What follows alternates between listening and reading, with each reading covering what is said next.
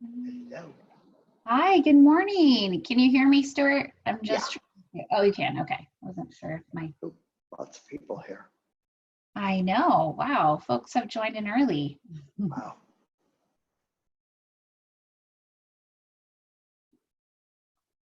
I was actually just gonna send Mia a message to make sure that her and I can both sign into her account. No, she and I are on the same account. Oh, okay, So so it should be I fine. don't know if that's the way that. I don't know if I'm here as a.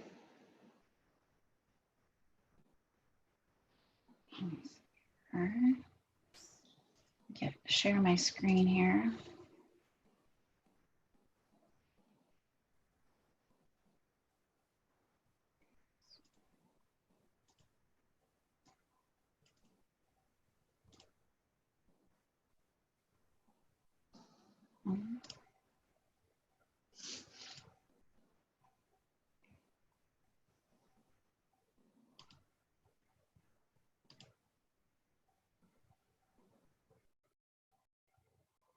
Stuart, are you seeing the large scale presentation or the one with notes on it? Interesting. It's a preview. Well, actually, it's just yeah. Is that better? That's too big. That's too big. Oh.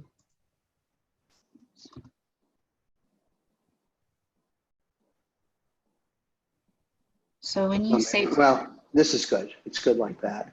This Yeah, is just good. have Okay. to. It's filling the holes. It's That's filling the whole perfect. screen. Yep. Okay, perfect. Okay, great. Perfect. Well, good morning. You got your run in early. I wasn't expecting to see you till 9:30 or so. Yep. Got up early and just me and the coyotes.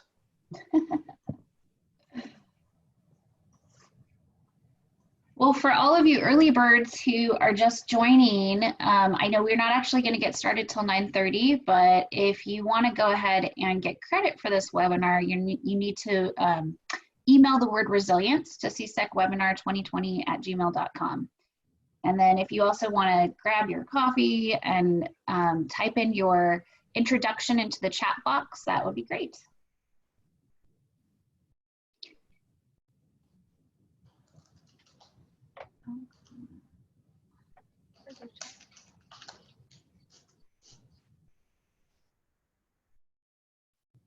Yeah, I thought I would be the only person in here at 9 o'clock. I was wrong. The entire county of Los Angeles.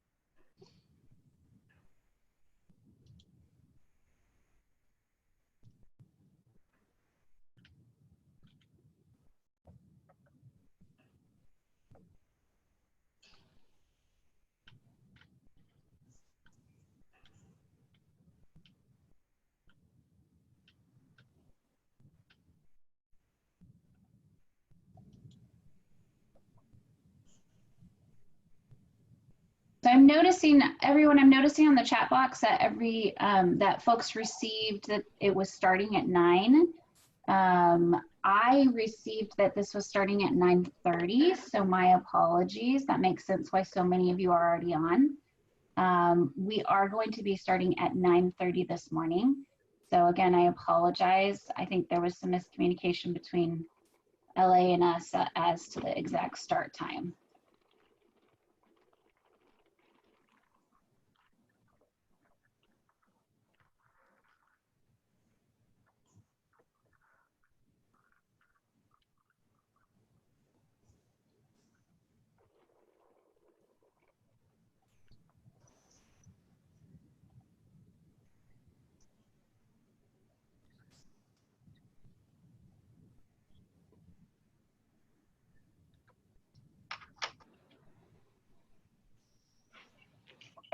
And someone asked if that means does it go to 12:30? No, it doesn't. I have here that this goes from 9:30 to 12. And so there must have been an error that got sent out on the email. So don't worry, you can still get your lunch at 12 o'clock. Actually, I have a call at 12, but so I'm having lunch brought in.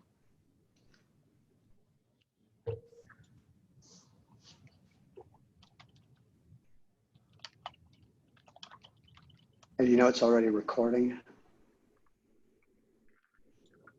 Yeah, that should be fine. I know how to go in and edit it, and then Oh, do you? Okay, good. on either side. So I figured out how to do that. You'll have to show me. So when I've tried to do these things and then I forget to start. I don't want to start it and listen to the chatter beforehand, and then I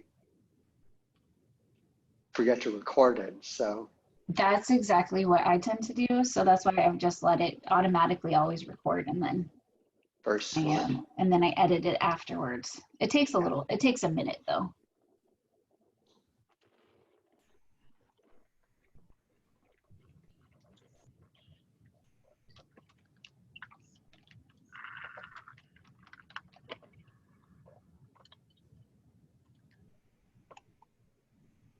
Yeah, so a couple folks are asking if you just joined, you may have heard this meeting actually starts at 9:30. I think there was an error in the email that went out from LA County.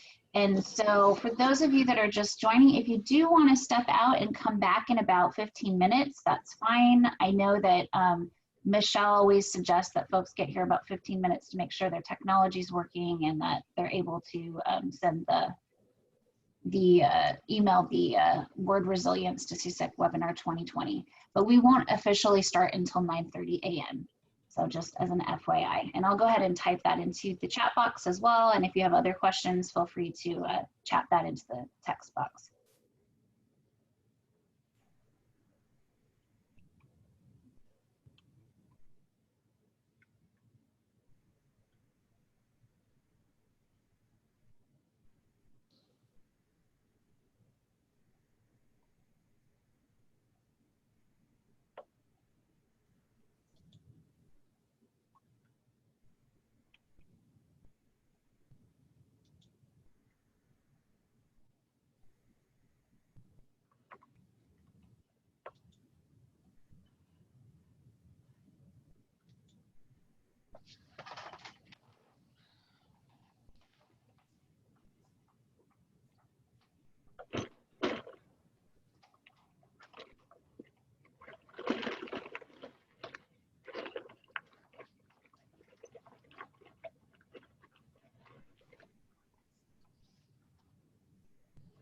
Hey guys, hey Russell, how you doing, Stuart? good. How about yourself? Hanging in there. Long time no see. Yeah. You're Nice. surviving all this craziness in the world. Yeah, you know, when you've been around as long as I have, then Yeah, I haven't been around as long as you have, but I totally can relate. I've seen more crazy. Well, I don't know. I've seen more craziness than this. Yeah, this isn't crazy. It's just weird, different. Yeah. You know. Yeah. Did Melissa tell you about the property that I just bought? No. Yeah, 42 acres. Wow. Up in northern Sonoma County. Oh, nice. Are you familiar with that area? Do you know where? A little bit. You know where Gualala is? Yeah. Oh, yeah. Yeah, so I'm out in the mountains just before you get to Gualala, right around Sea Ranch and stuff. Oh, nice. Yeah. I was just talking to somebody who's got a place at Sea Ranch. And we've got a house there. I'm going to be building little tiny cabins and doing the whole Airbnb business. Really? Yeah.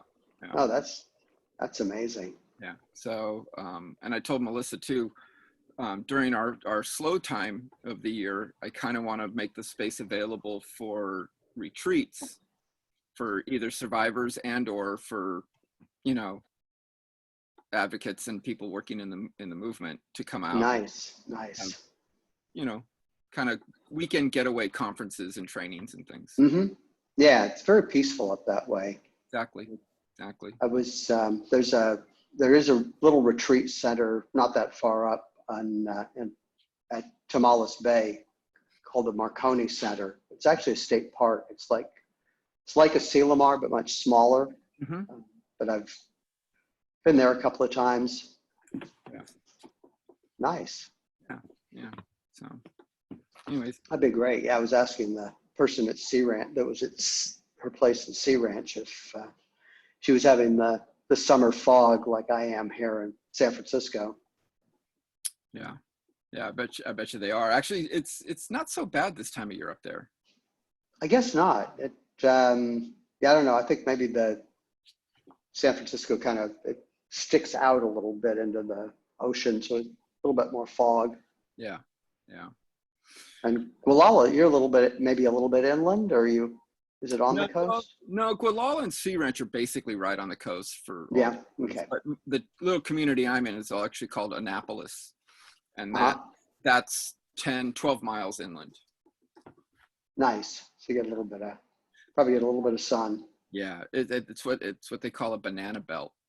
So mm-hmm. It's really consistent year round. So, nice. Yeah. So I should be moving out there permanently in about 2 months. Really? Wow. Yeah. I got a deck that I'm building in San Francisco, and I got to finish that. And once I'm done with that, I'm out. Uh-huh. I'm out. I can still do things like this. I'm still available for you. But I'm pretty much telling most people in the movement that, unless they pay me a buttload of money, I don't want to do it anymore. Just tired of it. Tired of hypocrisy and stuff. So yeah, I'm pursuing my dreams now, and if I can fit this in, then I will. But that's pretty much how it's going to go. Nice. It's good to be able to set your own course. Yeah. Well, I know we haven't talked a lot, but if you know me, I'm one who only sets his own course. Yeah, so I kind of get that. But. Hey, Russell, one thing, let's check really quick. If you could share your screen, and we'll get off of my screen since you're going to be clicking through. Okay. And then Mia, I see you just joined. So go ahead and mute yourself. Hi, good morning. I'm not seeing the option to put people in breakouts from my end. Okay, so I was just realizing that when I logged into your account because I was thinking I needed to do that to be able to host, and now it deleted the polls on my side. So I'm wondering if I need to go ahead, if you need to be the main host, and then I need to get out and come back in. Would that make sense? Yeah, would I need to get out too? Do we both need to get out and get back in, or? I think you can be, let's see, make host. I'm going to make you the host. Okay, let's do it. There we go. That actually might be fine. Maybe I don't need to get out. Does that give you now the ability to? No. Oh, wait, here we go. I needed to click one more button. Okay, it says you are now the host, but I still don't, oh, there it is. Mm-hmm. So everyone that's just joining, good morning. My name is Melissa Gomez. I'm going to be moderating this in a bit. I know there was an error with the email that went out, so apparently it said 9, but we're actually not officially starting until 9:30. So if you are bored out of your mind listening to our conversations, go ahead and grab some coffee and or tea or whatever you love to drink in the morning, and then come back and join us in just a few minutes. And if you are waiting and just doing work as you have this up, feel free to please write your name and title and introduce yourself in the chat box, whatever you feel like sharing this morning, and we'll get started in a bit. So, so Russell, go ahead and let me see. You should be able to do. Drop out. Yeah, let me see. I'm going to stop my share, and then you should be able to share yours. Okay.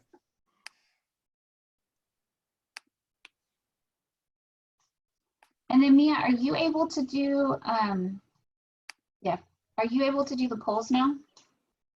Did I made you the host? I just see one that says years of experience. Mm-hmm. Go ahead and launch that poll. It looks like it's been launched. Oh, okay. If I edit polling, will I see the other polls? It says you are logged in from another device. Your polling session is inactive.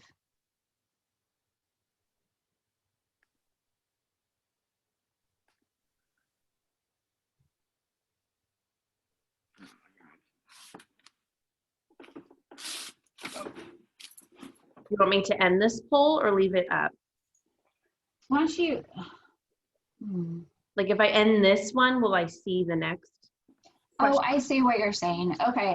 I actually think that now you have control of the polls instead of myself. I don't know if I can do any more polls. Let me see. Yeah, it won't let me. So I guess I'll just let you know when to do the polls, and you, why don't you keep it up for now, and then we'll let people continue to do that as they log in. Okay. Does that work? Mm-hmm. Awesome.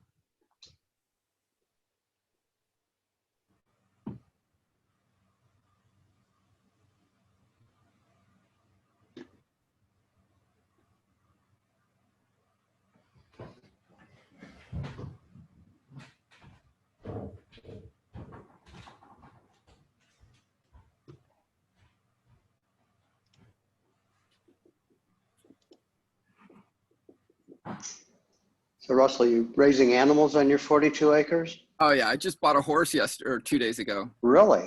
Yeah. Man. She's beautiful. I'm so jealous. Yeah. And we're actually, it's gonna be delivered pregnant, so we'll have a foal in a year. Goodness. And we're buying another horse, so we'll have 3 horses.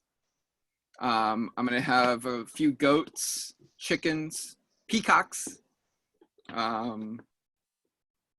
fish, turtles. Wolves? I think there's definitely coyotes and foxes. I don't know that there's wolves in the area. There's mountain lions and bobcats, porcupines, skunks and raccoons. Fair amount of wildlife. Nice. Nice. Yeah, we're like 3 or 4 miles out of dirt road too, so we're pretty isolated out there. Mm-hmm. But yeah, we're gonna do a garden, and we're gonna build a to me it's giant, but it's really not a giant pond. But we're gonna build a very large pond, but it's gonna be self-filtering with plant life and everything, so that you can swim in it. It'll be clean, so it's a swimming and recreation pond with like little like meditation corners and areas around it to kind of just decompress. And it's the pond that's going to be the real draw for the business. And then we're going to offer wine tours in the Sonoma Valley, and we have a boat that we're going to offer wakeboarding at Lake Sonoma, as well as horseback riding and other things like that. So yeah, nice. A lot of activities as well to offer the guests. Yeah, great. You'll be ready when people get to travel again.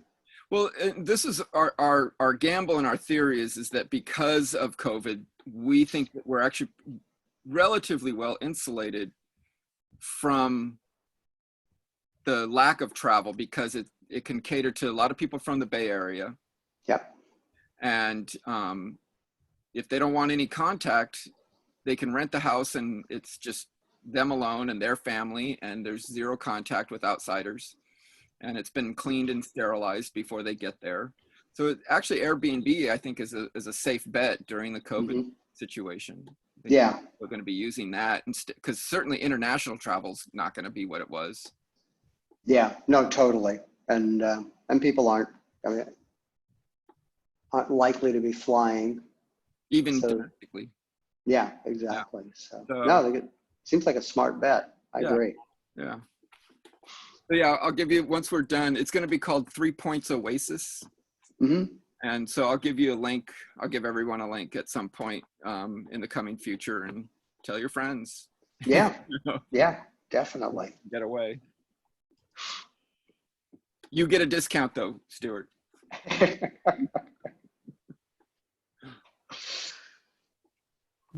So good morning, everyone. My name is Melissa Gomez. I am the PAC project director.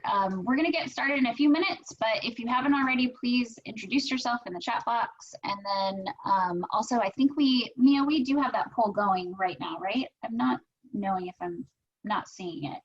Yeah, it's been up for 17 minutes, it says. So 59 perfect. people. So there should be a poll going as well. So make sure that you fill that out so we have engagement on this during this training. And yeah, we'll get started in a few minutes.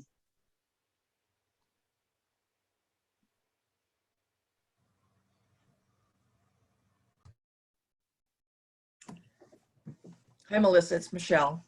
Hi, Michelle. Good morning. How are you? Good, good, good. On my screen, I do not see a poll. Okay, thank you. I was trying to find it on mine as well. So, okay. Mia, can you try maybe relaunching it?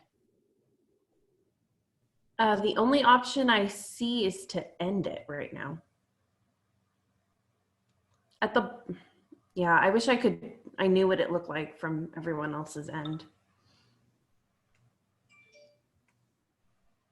Maybe, let's see, in the chat box, is anyone else seeing, or if you could unmute yourself and let us know, are you all seeing a poll? Is it just Michelle and I that are having a hard time accessing it? No, this is Brian from DCFS. I don't see it either. Hi, this is Karen.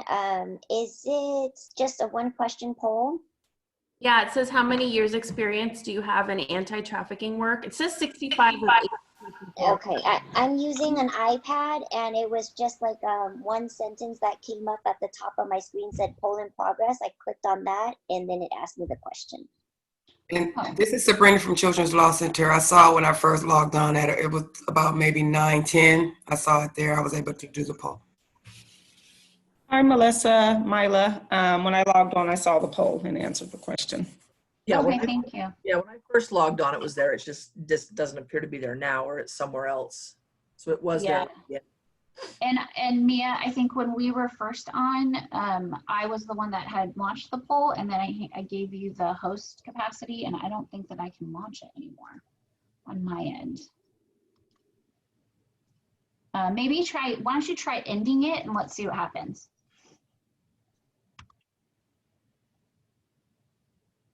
Oh, now I can share results or relaunch. Would you like me to relaunch it? Yeah, let's go ahead and relaunch it since we have so many more folks joining us right now. Oh, then it cleared out the old responses. That's okay. We have several other polls, so we want to make sure that it's working before we start. So. Yeah, and I'm co-host. I get the same thing as you do, Mia. It just shows the results and no options to. Right. Melissa, should you be a co-host too? Let's see here.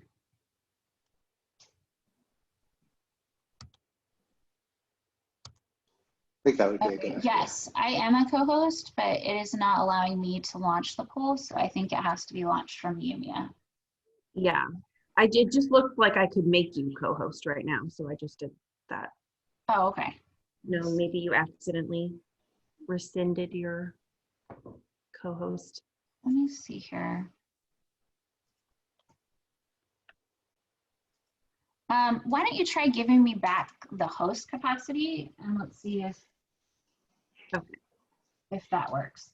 So those of you that are just joining, good morning. My name is Melissa Gomez. I'm the PAC project director. We're going to get started in just a couple minutes. We're just working through a couple tech issues, and then we're looking forward to having Russell this morning. So give us just a minute. And as you're waiting, please introduce yourself in the chat box and make sure you grab some coffee or tea, something that you enjoy sitting with for a couple hours, since we're going to be here together.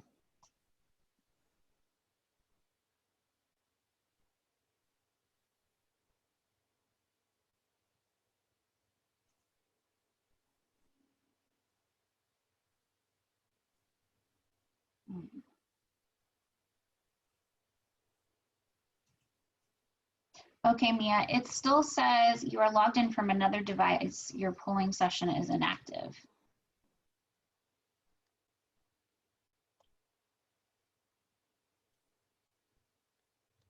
So I think, Mia, what I'm gonna do is I'm gonna re-sign in under my account. So if you could just go ahead and,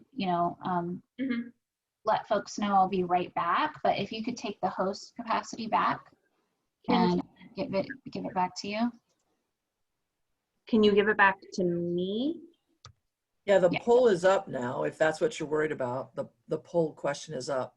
Oh, it is. Yes, yep, it's up there. Yep. It's up on the screen.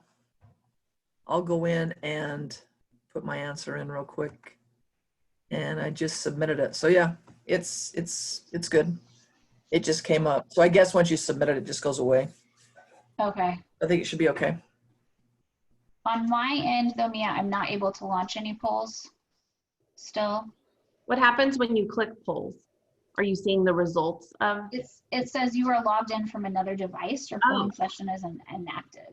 But I'm wondering if myself, Stuart, and you are all signed into the same account. Maybe it's on Stuart's side.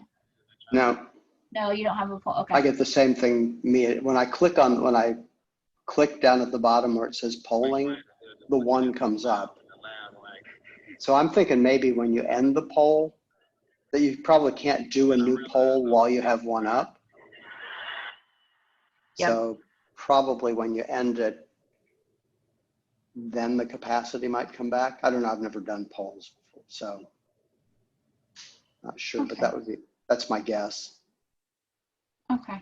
And what I'm going to do, Mia, is go ahead and give you the host capacity, and then I'll just sign back in. Okay. Yeah, let's try.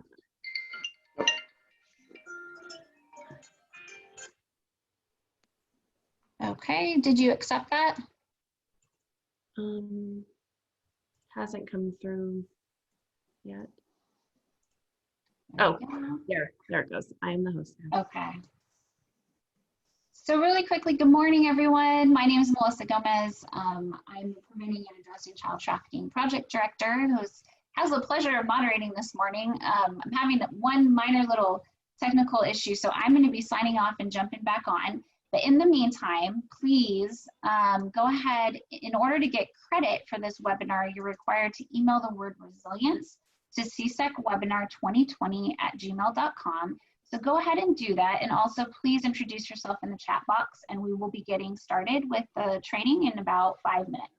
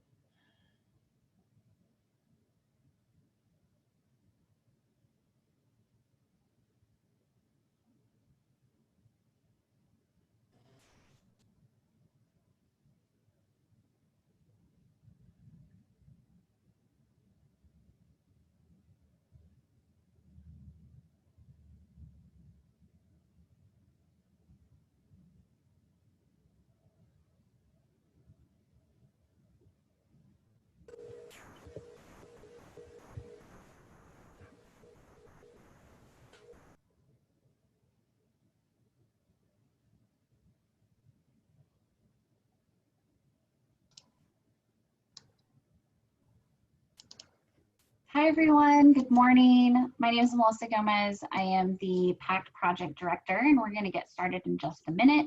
So I think we have almost about 120 folks on this training this morning, which is wonderful.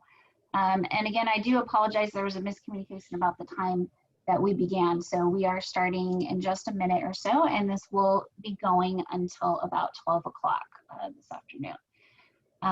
So as we get started, please make sure that you participate in the poll. There's about 90 out of 120 folks that have voted. The question is, how many years experience do you have in anti-trafficking work? So we want to just kind of get a sense of who is participating with us this morning and the level of experience you have in the anti-trafficking movement.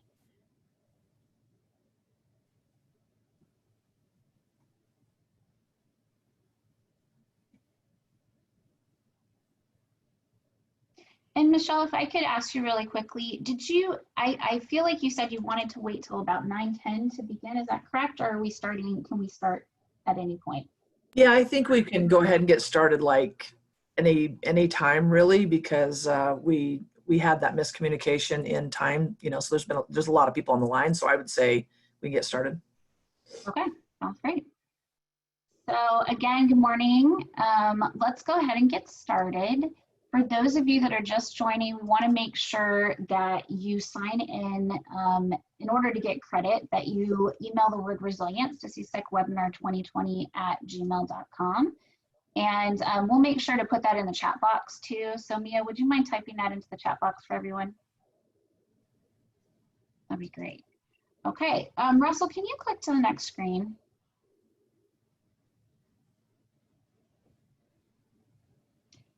So again, my name is Melissa Gomez. I'm the PACT project director, and it's really a pleasure to just be here this morning. We had a phenomenal training a few weeks ago with Russell, and this is the second one in a series of that.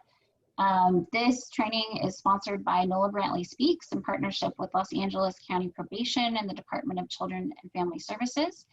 And my role with PACT is that I've been working for several years now with a federally funded project that is able to provide support and interaction between county child welfare workers around the issue of child trafficking.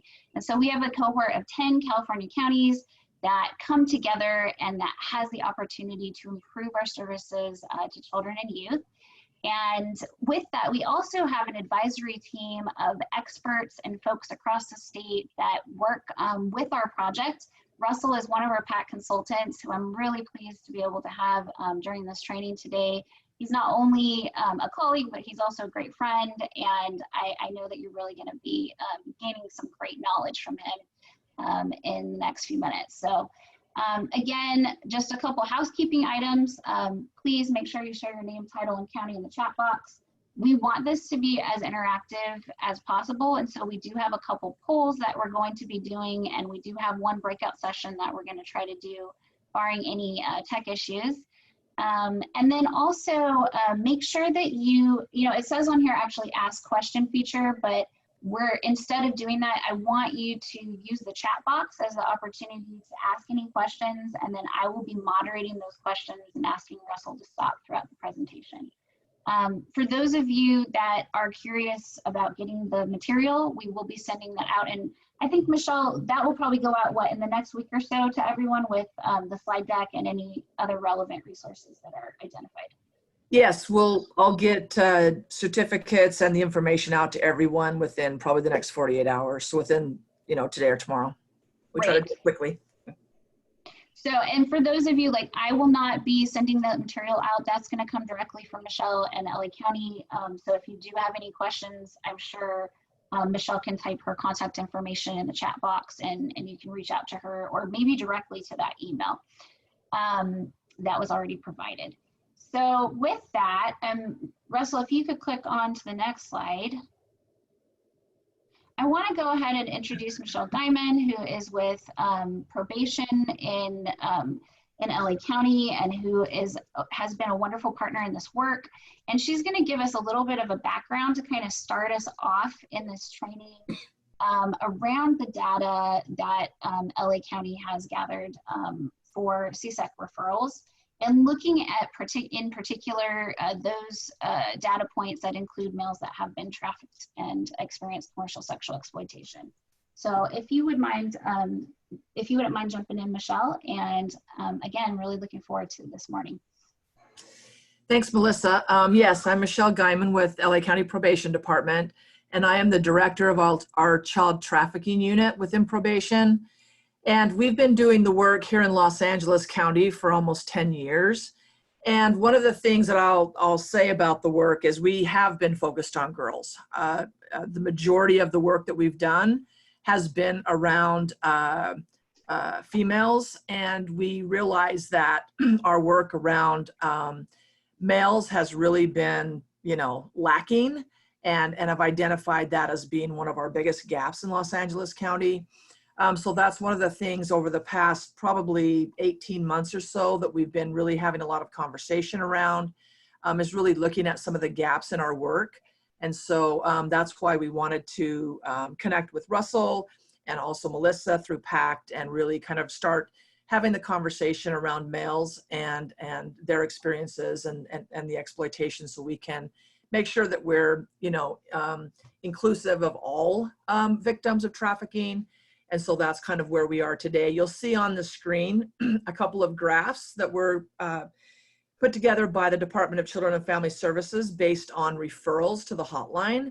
And you'll see that in fiscal year 18-19, 7% of those referrals were males, and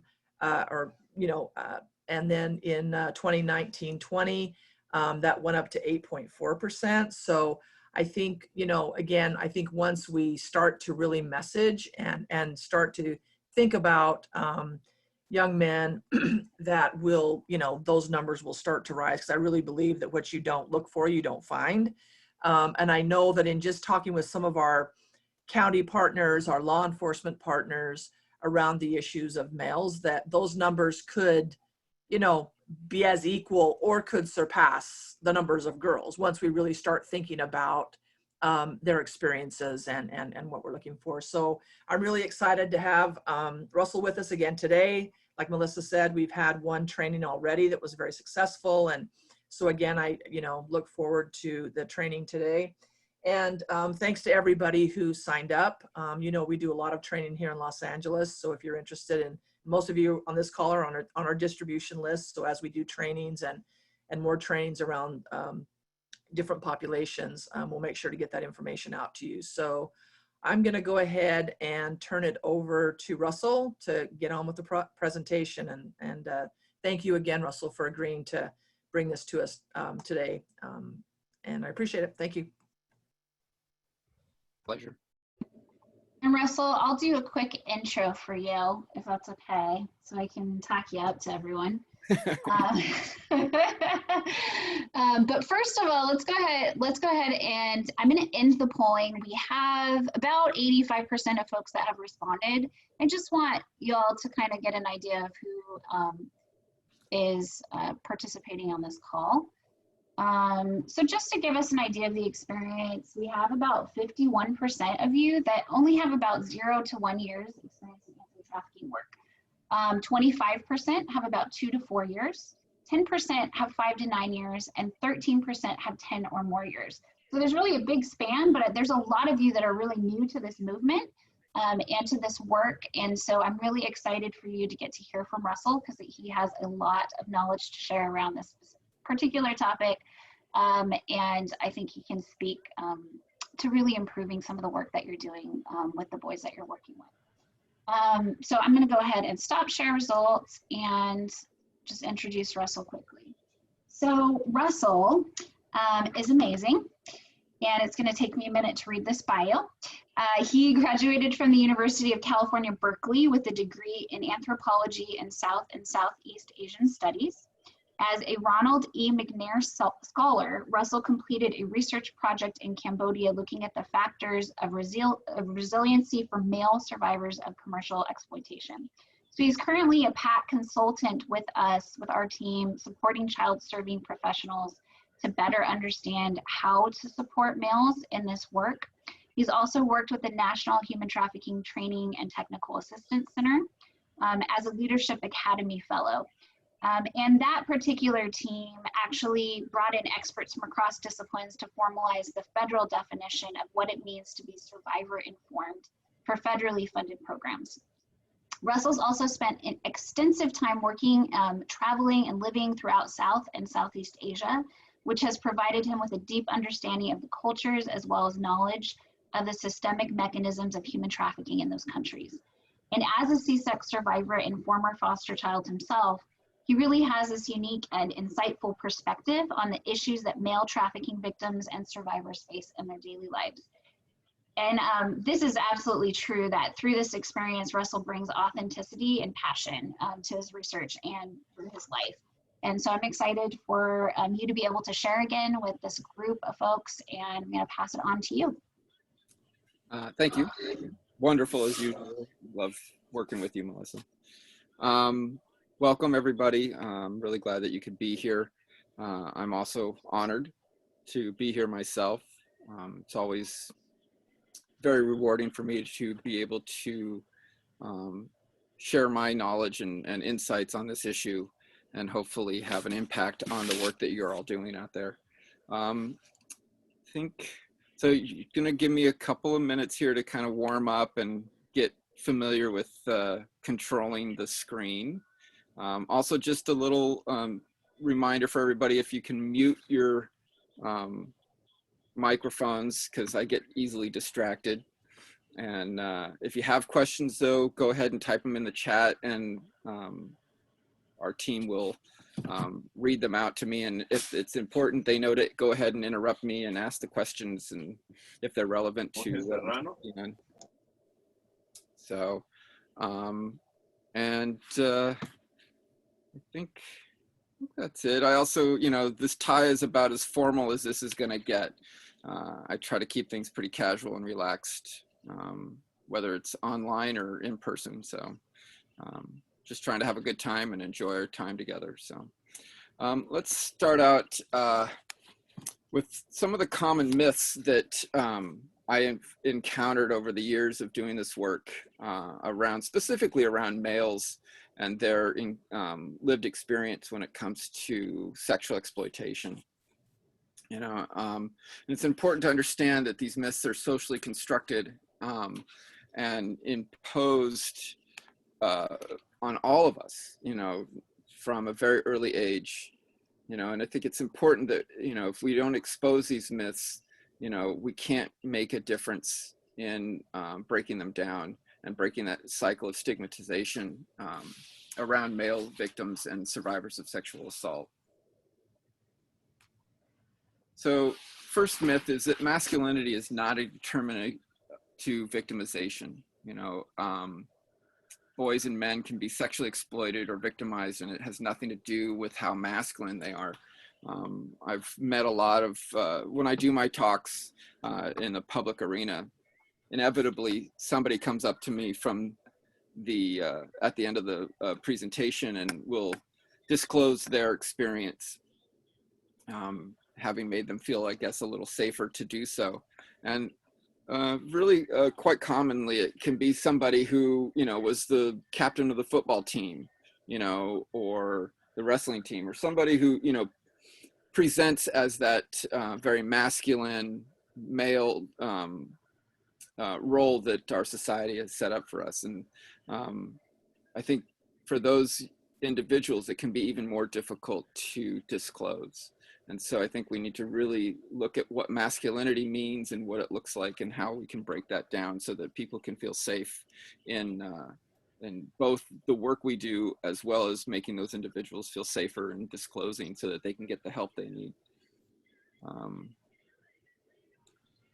Another one that is always surprising for people is that an erection is not consent. Erections during sexual assault is purely a biological response that does not indicate consent or sexual pleasure. Nonetheless, this physical reaction leaves many men confused as to why their bodies reacted this way, and ultimately serves as an additional impediment to seeking counseling or legal aid. I think that we see this a lot, when guys talk about sexual assault, one of the main reasons they are confused about it is because if they got an erection during that time, they think that they were culpable and they end up blaming themselves. And it just adds to the level of confusion in dealing with that trauma. Sexual abuse is less harmful to boys than it is to girls. You know, this toxic masculinity narrative around boys can handle things better and are stronger, and, you know, boys don't cry kind of perspectives really, you know, entangle this issue. So sexual abuse and assault harms boys and girls in similar and yet different but equally harmful ways. One study found that sexual abuse of boys was more likely to involve penetration of some kind, which is associated with a greater psychological harm. Most men who sexually abuse boys are gay. Boys can be abused by both straight and gay men, as well as women. Sexual abuse is taking advantage of a child's vulnerability regardless of gender or sexual orientation. Sexual abuse studies suggest that men who have sexually abused a boy most often identify as heterosexual and are often involved in adult heterosexual relationships at the time of the abusive interactions. I always like to say something about this at this time because this one particularly resonates with me and my own personal experience. My earliest sexual experiences from early childhood were all with men. They were also with heterosexual identifying men. And in fact, the only time in my recollection, was violently abused or beaten up or raped was by heterosexual identifying men. And therefore, as I got older and had a little more agency in my exploitation, I gravitated to the gay community because at least I felt safer. I wasn't violently abused. And I attribute that to the fact that gay men, you know, whether they're out publicly or not, internally they've accepted their sexual orientation, and therefore they don't carry around the violent rage and anger that they have to live with about hiding that. So it was just a much safer space for me to engage in this activity. Boys abused by males must have attracted the abused because they are gay or become gay as a result. A boy's sexual orientation is neither the cause or result of sexual abuse. Abuse arises from the abusive person's failure to have healthy adult sexual relationships and his or her willingness to sexually abuse the victim. It has nothing to do with the sexual preference of the victim. Therefore, it cannot be determinant of a person's natural sexual orientation. Again, this is another one that really resonates deeply for me. Because all my earliest experiences, sexual experiences were with men, I thought I was gay. And it took many years for me to understand the relationship, that internal relationship of sexual orientation, and how that relates to how I engaged with other people, and how I felt about myself. So all of these things, you know, as you'll see through this conversation, that these are all really deeply impacting issues that really make it difficult for young men to really understand and come to terms with these experiences. If a boy is abused by a female, he is lucky. If he doesn't feel that way, something is wrong with him. Premature, coerced, or forced sexual exploitation are never positive, regardless of the gender of the abuser. To be sexually objectified by a more powerful person, regardless of gender, can cause lasting harm. Now, for me, you know, I never had, you know, this experience, so that was not something that, you know, I personally can speak on, but in my research, I have met and discussed this issue with a lot of young men whose abusers were female. And this statement really holds true. When they were young, their friends would talk about, oh, you got to, you know, have sex with that teacher, how lucky you were. or that hot mom and how lucky you were. And even the victims themselves might have put that spin on it internally.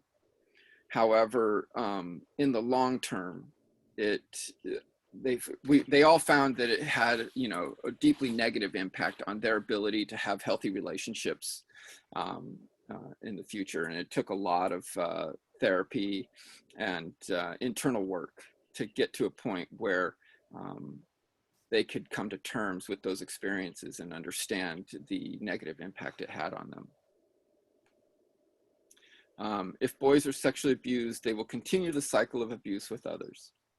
Most boys and men who are sexually abused or assaulted will not go on to sexually abuse or assault others. And I really want to emphasize that, that they will not go on to sexually abuse or assault others. This myth is especially dangerous because it can create tremendous fear. They may not only fear becoming abusers themselves, but also that others will view them as potential abusers. The stigma further suppresses a person from seeking help with others with their trauma. Again, this is one that I can speak to, even to this day. I think that I experience regularly people fear that I might be an abuser because I'm so vocal and public about my experience. And at this point, it just makes me sad that people put me in that box. Again, I've done a lot of research. I've interviewed hundreds of survivors, both male and female. And while it is understood and recognized that abusers have been abused, we also have to understand that the vast majority of those who have been abused do not go on to abuse others. However, that fear is so permeated in how we stigmatize victims and survivors, that for the victims and survivors themselves, you know, they internalize and put that fear onto themselves. And again, as the statement says, it really makes it difficult for them to seek the help and support that they need to really come to terms with the trauma that they've experienced. Oh, well, that shouldn't have happened, I don't think. Should that have happened, Melissa? Yes, so go ahead and go back. So we are going to do a breakout session, and I do want to say that the last time around that we attempted to do this, there were some challenges, and I think it was because we have such a large group of you on the webinar. And so I really want to ask, we do not have facilitators for every single group because we have such a large group of folks. So we're asking you to, when you get assigned to your breakout sessions, to please just take the lead, introduce yourself, and be willing to share some conversation on this topic. So please introduce yourself, talk about your agency for a minute, and then if there's a specific myth that stood out to you, what roadblocks have you encountered in engaging boys and young men in the work that you've done?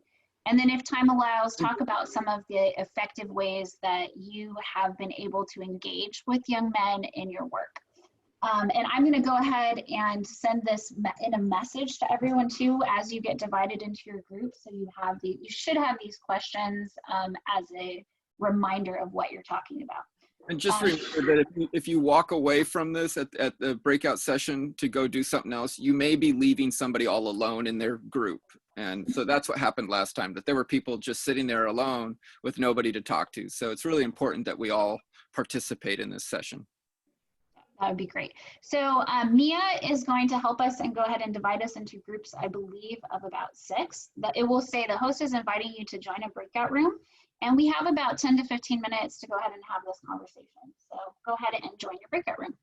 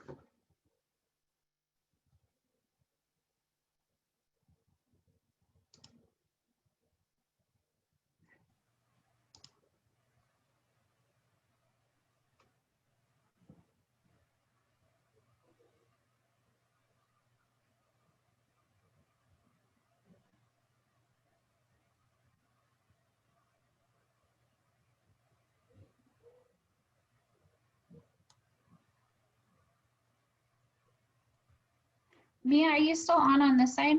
I am. Oh, okay. I was just gonna say, could you unmute everyone? Let me see. Or are they able to unmute? They are able to unmute Should be themselves. I able just to want to make sure. unmute themselves. Do you want me to? I can start asking them to unmute.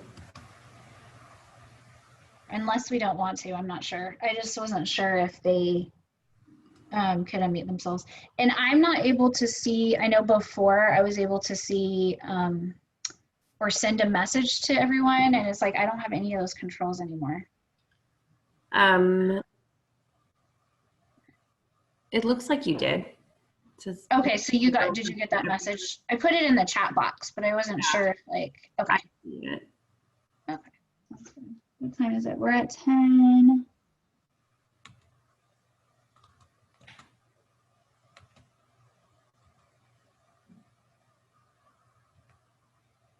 He like sped through that first part so fast. He wasn't supposed to go that fast. Are you getting any issues with people saying that no one's talking or anything like that? No. Mm-mm. Oh, yay. Okay, that's super good. Okay, then I think I'm gonna join a couple breakout rooms just to like check on see. Do you want me to pull everyone back? Like, do you just want to text me when you're ready for me to close the rooms, or? I would say go ahead and pull everyone back at 10, or send a message at 10:12 that you're gonna be ending it in like a minute, and then like around 10. Okay. Yep. Cool. Awesome. Thank you.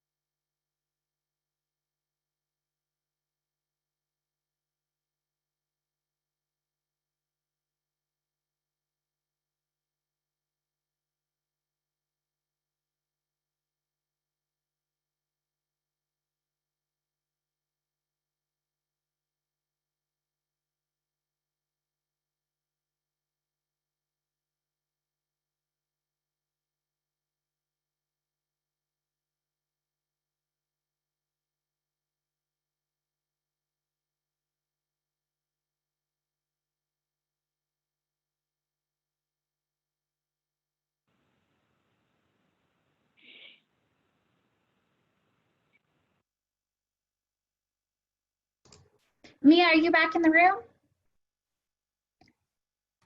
Yep, I'm here. Okay, perfect. I think go ahead and how was your group? It looked like people were already done kind of talking. I was in a group. Oh, you didn't join one. Okay. No, I stayed in the main thing so I could. Okay. Why don't you go ahead and let everyone know we're going to bring him back now. Okay. And I think it will be like 1 minute or something like that. I'm not sure how it works. Yeah, I just sent the 1 minute notice, so they should start coming back.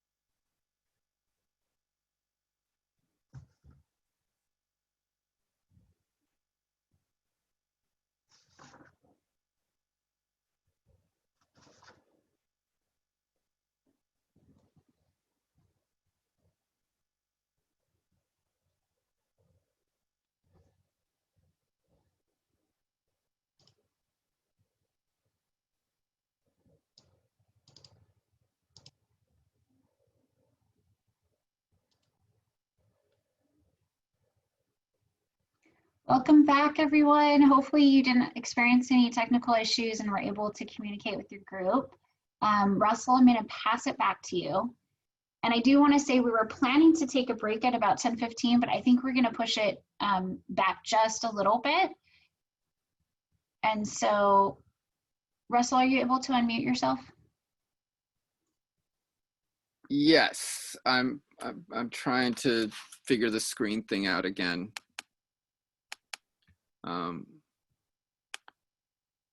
But I can't see the video. For some reason, the video is not on top. I guess it doesn't really matter. I just like to see at least 1 or 2 people that I'm talking to, so I feel like I'm talking to somebody. Russell, are you, actually, we're not able to see the main PowerPoint slides though, so I think you need to reshare that. Oh, okay. Well, that's the other thing. Okay, hold on. I guess technical difficulties, folks. And share.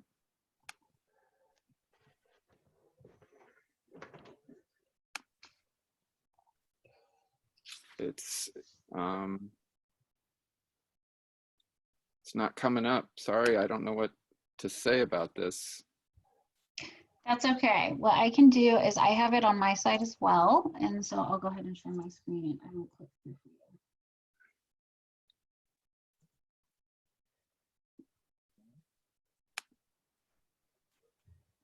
you.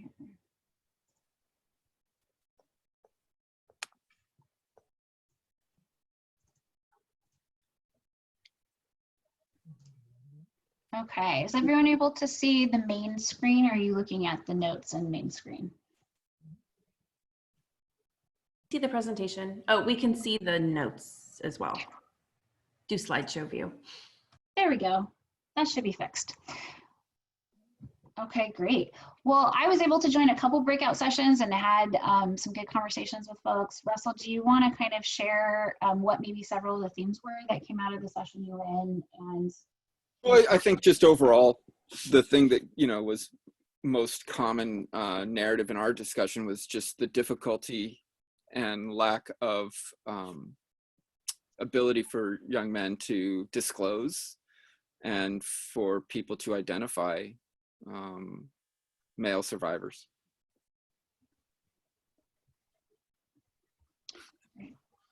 Okay. So, and for those of you that are just joining back in from the breakout sessions, feel free as well to type anything into the chat box and just share your thoughts, questions, or resources that may have come up during your time. So as I was mentioning, we were planning to take a break right now, but we're going to go ahead and push forward just a little bit more, and then we will be taking a break in about 20 minutes, okay? So I'm going to go ahead and skip this, and I promise we will come back to it shortly. So, okay, so I'm sorry to do that to you, Melissa, as far as flipping slides. No, But, totally fine. all I see in mine is I also see your notes. Oops, excuse me. Okay, there we go. Okay, so, and then let's just, side note, let's try to fix that during the break. Yep, we can do that. Okay, so so this part of the presentation, I always have to do a disclaimer about this because, you know, as people who have heard me before, they know I'm not, even though I'm I guess an amateur academic and scholar, I'm not a big fan of statistics. And you'll find that a lot of this information is actually quite dated. And it just speaks to, that reinforces the whole discussion here, is how difficult it is to find current statistics around, specifically around males and male abuse and trauma. So I just want everyone to know that, one, like I said, these statistics and this data is a bit dated. And so some of the things, the way it's worded, I don't necessarily agree with, as well as this is just the best stuff I could find that came closest to what I felt comfortable sharing. So take it with a grain of salt. I think that's a good way to look at most statistics in general, is to just kind of take them with a grain of salt. As we know, information and data is really deeply influenced by who, where, when, and how questions are asked. And so again, it can be flawed in a lot of ways. So, but I also understand that it's important to have that conversation, especially for those of you who are directly involved in funding.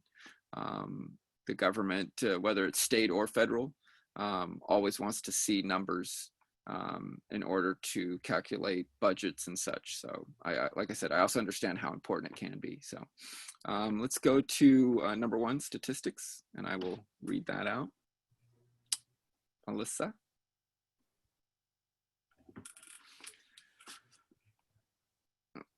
Okay. It should be popping up. Is it popping up on your side? It is not popping up on my screen.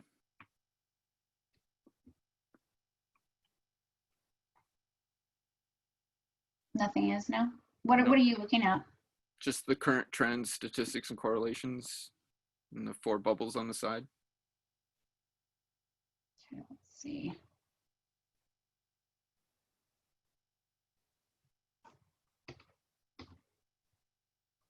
Has anything changed? It says I'm screen sharing right now. Nope, all I've got is breakout session. What, is it just me? Mia, It says breakout session for me as well. Is your screen frozen or something? Maybe we should go to break. No, I can see your cursor moving. Okay. Give me 1 second. Let me see what's going on there. Are you guys seeing the statistics now? Nope. Nope. Okay.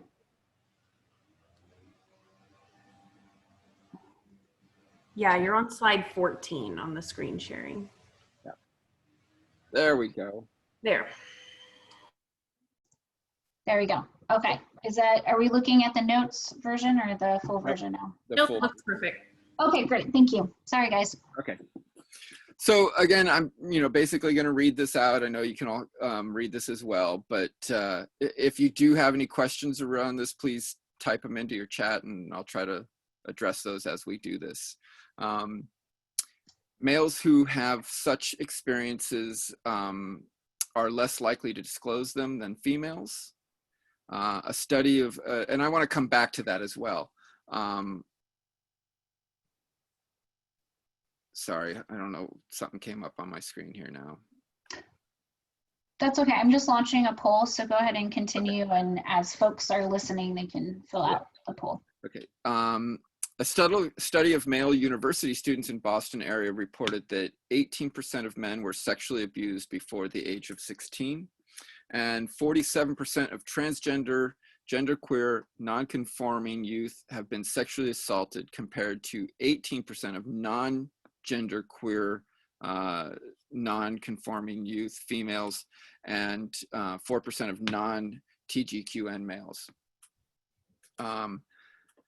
52.4% of male victims report being raped by an acquaintance and 15.1% by a stranger. That one, I really, I guess to say I like that statistic is anti-intuitive. I like it because I think it's one of the more accurate ones. 35% of men report significant short or long-term impacts such as post-traumatic stress disorder. And that's more commonly true with sexual abuse. However, you can certainly raise that percentage greatly, and you can change it from PTSD to complex PTSD for commercially sexually exploited youth. 27.8% of men were age 10 or younger at the time of their first complete rape and victimization. And that's an important note that boys tend to be much younger when their abuse starts. The average age at which girls first become victims of sexual exploitation is 12 to 14 years old, and the average age of boys tends to be younger, around 11 or 13. In my case, I was 7. So I'm typically an outlier in most cases. Next.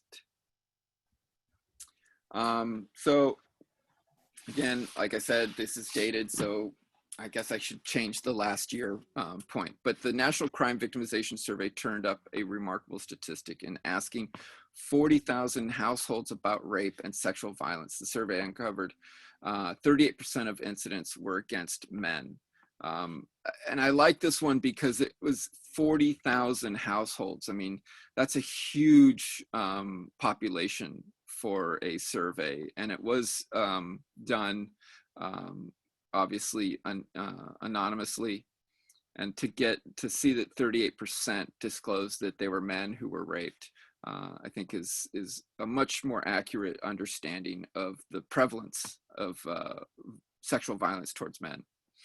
A recent analysis of the Bureau of Justice and Statistics data found that 46% of male victims of sexual assault reported a female perpetrator. I'll be honest, even I was surprised by that number. Certainly basing this experience through my own lens, that surprised me. Compared to those with no history of sexual abuse, young males who were sexually abused were 5 times more likely to cause teen pregnancy, 3 times more likely to have multiple sexual partners, and 2 times more likely to have unprotected sex, according to the study. And I think that early childhood sexual trauma certainly breeds a tendency for those individuals to have more self-destructive choices and decisions in their life. I think thinking of the consequences of sexual behavior is less important to them.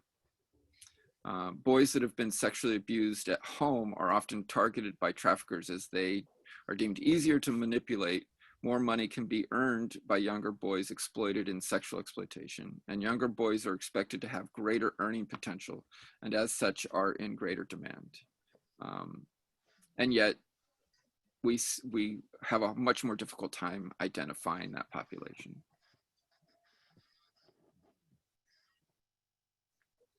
Melissa? Thank you. Risk factors exist regardless of gender, race, age, or race, age, or economic status. And I think it's important to really understand that, while we, admittedly we can, identify the fact that people of color are at a much higher risk, it's important to know that at the end of the day, one's race and age or economic status really are not something that we should really be paying attention to. You know, I mean, when my trafficking started, I was, you know, a young white male in a relatively affluent area of California, and yet I was being passed around in a pedophile ring regularly. So, but nobody asked the right questions, and nobody recognized it. So, and I think a lot of that had to do with the fact that I was a young white male in a affluent area of California. A history of physical and sexual abuse is a common risk factor among victims.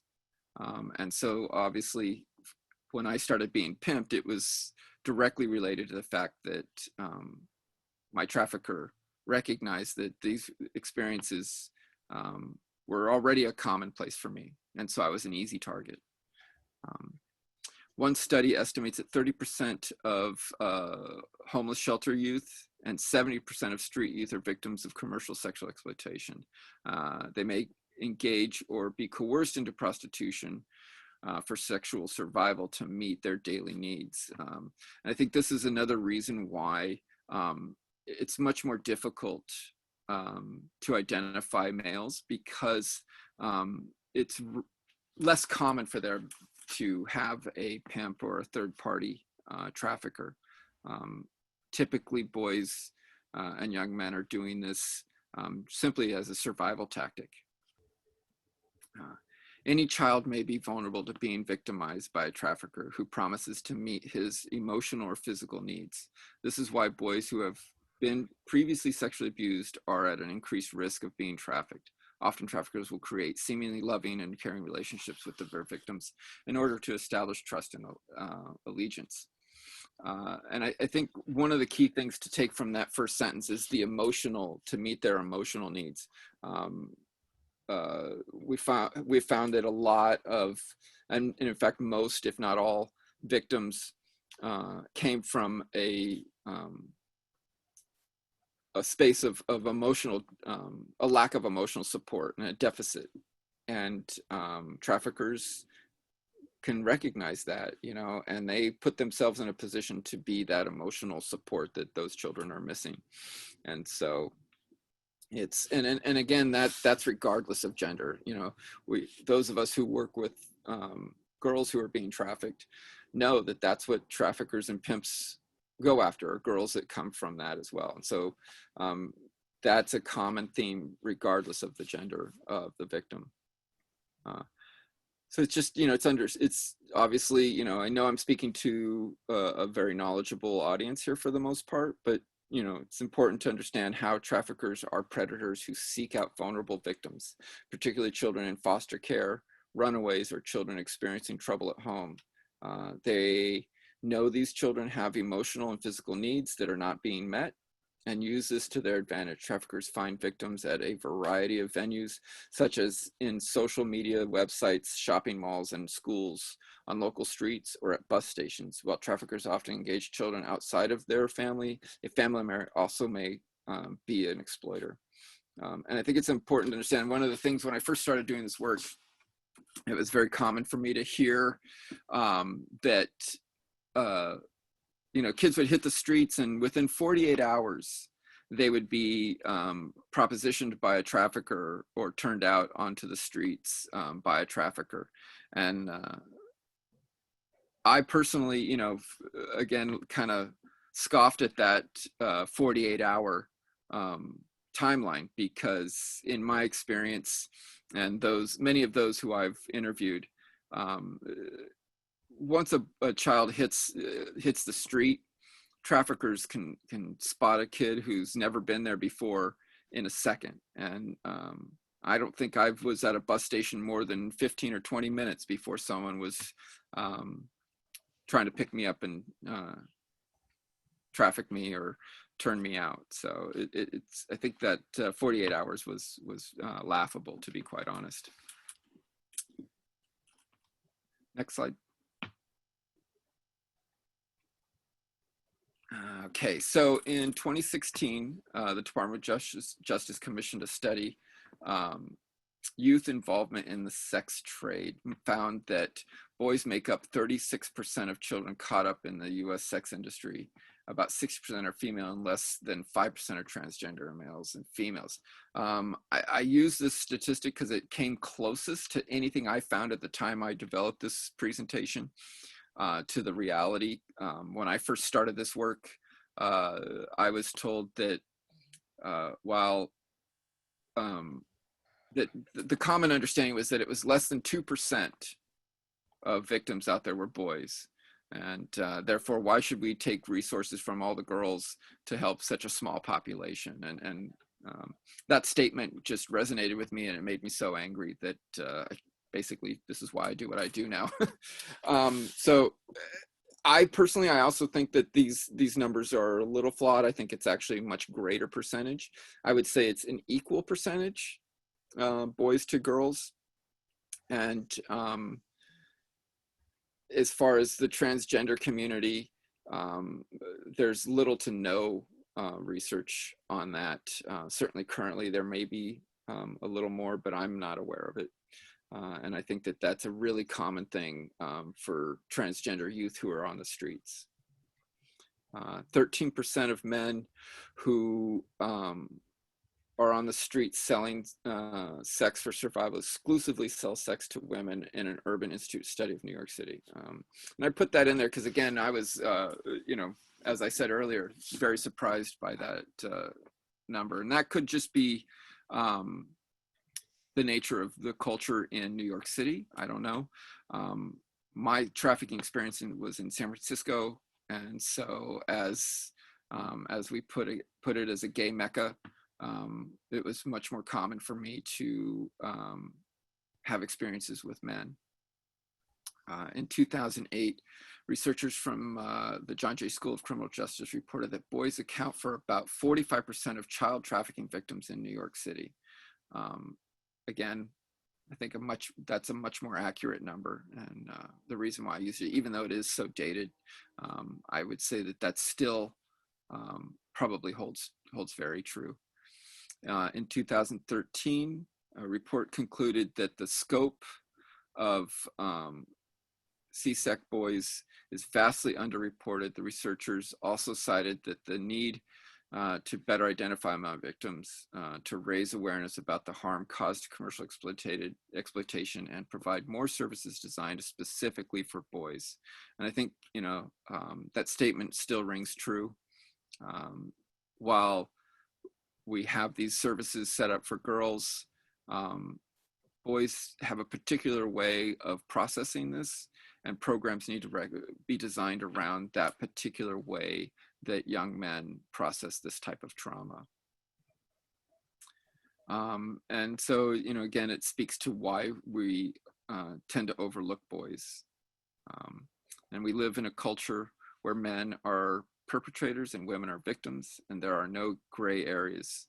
I think that, you know, my final thing that I want to say about that is that, you know, we live in a world where we view women as victims, you know, and, you know, that whole toxic masculinity narrative around men are protectors of women or they're exploiters of women. But either way, men are seen as having the power over women, and women are seen as powerless. And so we create a space for women who have been sexually assaulted and abused to disclose that. And there is less stigma for women when it comes to sexual assault. If you go into a space and you ask any number of women, you know, the vast majority of them would probably can say that they've been abused or certainly made to feel sexually uncomfortable. But if you ask men, even if it's happened, they're not going to disclose that. So we need to start to really create a space where young men feel safe and safer in disclosing this experience. And until we do that, we're always going to be behind the 8 ball as far as finding a space and where we can help these kids, you know. Thank you, Russell. I have one question, or just was curious if you could kind of talk a little bit about peer recruitment and how how the interaction may look with the trafficker. And then I have a couple other things to share from the chat box. So go ahead. Yeah. Well, I think that while peer recruitment happens both, for males and females, it's a common way for traffickers to recruit. I think it looks slightly different for young men. And that's, like I said earlier, it's mostly because I think that there are fewer pimps and third-party traffickers. So it's mostly, certainly in my experience and in some of the research I've done locally in the Bay Area, it looks more like a young man who may be engaged in this activity meets another one who's struggling to survive and just proposes, hey, this is a way you can make better money. And I know that's true for girls as well, but because of the vulnerability that women feel that they have in the world, they will oftentimes seek out a pimp in order to have this sense of protection. We all know that that's a false sense of protection, but that's why girls tend to have pimps. Boys don't feel as though they need to have somebody protect them on the streets so much. Again, I don't want to, overgeneralize, but typically for boys, it's more of a, hey, I'm doing this, why don't you do this as well? And you can make a lot of money. Great, thanks. And then also, I just wanted to share the poll results, which are kind of interesting. So we had like about 25% of you that really don't work at all with boys or don't see boys that are commercially sexually exploited. And then about 25% see about 5 to 10% of their caseload being boys. About 4% see of you see about up to a quarter of your caseload being boys, and then 26 to 50% was about 15% of the group. And then, like, the largest category of all of these was 33% of you have half or more of your caseload that are boys, which I think really speaks to the fact that if we're not screening or asking questions or really thinking about how this issue may impact young men, that we might be missing a lot. And so that was really enlightening to me to look at those poll results. And then several of you actually, I'm seeing in here said, there needed to be kind of like another element of the poll added in that was like the 1 to 5% option or 0 to 5%, because some folks had a little bit, maybe they had 1 or 2 boys on their caseload, but still less than 5%. So that was interesting as well. A couple other comments from the group chat that I want to highlight is that Brittany was sharing that if anyone wants local data at the state or county level, your state police department is a good space to look for that. There's a report every year. So go ahead and check that in the chat box if you're interested in that. And someone else was saying, it's frustrating that in a city as big as LA that we wouldn't have more resources for trafficked males, or even nationally. There would be no residential treatment programs specifically for males. Are there any at all, Russell? And what resources can we look to that have been effective that maybe we can point people to as models? Well, I get asked this question a lot, actually, and I have to say that admittedly, I'm probably dropping the ball on this particular area. Just to digress a little bit, I have not been doing a lot of this work so directly in the last year and a half or so. So my knowledge is becoming more dated as far as what's available specifically for young men. I was aware of an organization that was doing something in North Carolina, but then they shut down. Not exactly why, but they did shut down. So that they were trying to create a space specifically for young men. And of course that doesn't exist now. The other organization that I'm aware of is in Florida, Arc of Freedom, deals specifically with boys and transgender. individuals. So, but yeah, it's the continuing saga of trying to create a space for young men who have been trafficked or exploited. Yeah, and I will say with, we have CalOES, California Office of Emergency Service Providers throughout the state that make up a large percentage of the organizations receiving state funds for anti-trafficking work. And I do know that many of those agencies have begun to really learn more about serving males and have increased the caseload of the males that they're serving. But I don't know that there's a lot of really, really specific programs out there yet that have been successful. And I am seeing in the chat box too, YWCA Kalamazoo in Michigan is the only service provider there that help trafficked males in our state. We also provide many different services or resources to people regardless of gender expression or identity. So that's great. Yeah. And then there was a question, Russell, would you happen to have sample questions of the questions that we can ask the boys on our caseload? Yeah, I'd have to go through many folders in my computer and my files to find that. But yeah, I believe I do. Okay, so I can get that out to you guys. Give me a day or so, and I'll get that to you. So when you can send this out. Great. And then someone commented, there's really a lack of reporting. Males don't disclose even if they trust you. So how do you feel like you're able to, maybe build trust, or what would have been helpful for you when you were in that situation where a social worker, an educator, or someone to be able to build the trust to the point that they might disclose? Well, again, I can only speak from the perspective of a young heterosexual male. And you're probably not going to like my answer, but I don't know that anybody could have done anything. The pressure to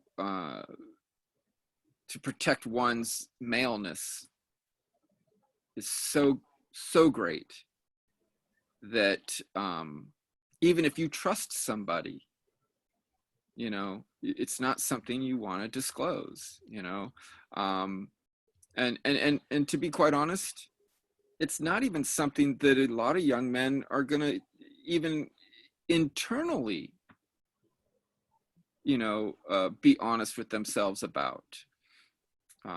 So if I think that, they can trust you tremendously if they still can't discuss it with themselves inside their own heads and in their own heart about what they're doing and what they're engaged in, or what they've been exposed to, or what they've been, how they've been exploited. Trust is not going to change that.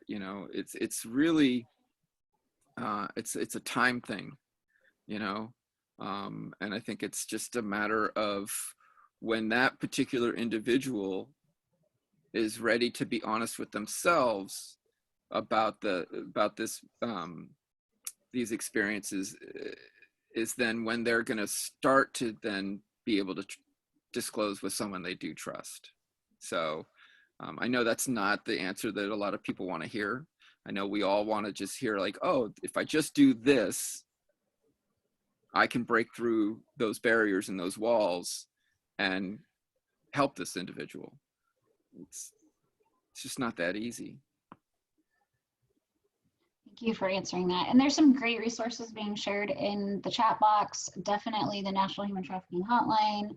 And I don't know, is Michelle Guyman on the line, on the call still as well? I know she had to hop off for a minute. Michelle, are you on? Okay, so I don't think she is, but when she gets back on, I will definitely have her just share some of the work that's being done in LA County and some of those specific resources that would be available locally. Okay, so let's go ahead and jump to the next slide. So I think that this might be a really good space to kind of just take a break. And if you want to continue to feel free to type any questions that you have in the chat box over the break, and we'll respond to some of those when we come back. Please go grab some coffee, take a moment to stretch, take care of yourself, and we will be back. Let's see, what time is it right now? 10:40. Yeah, so like at 10:55, we will be coming back. And I'll put a slide up in just a minute and let you guys know, that way you're aware of the time, but 10:55. So go ahead and take a 15-minute break, everyone, and we will join back shortly. And Russell, you and I can figure out the switching the screen too at this time, if that's okay with you.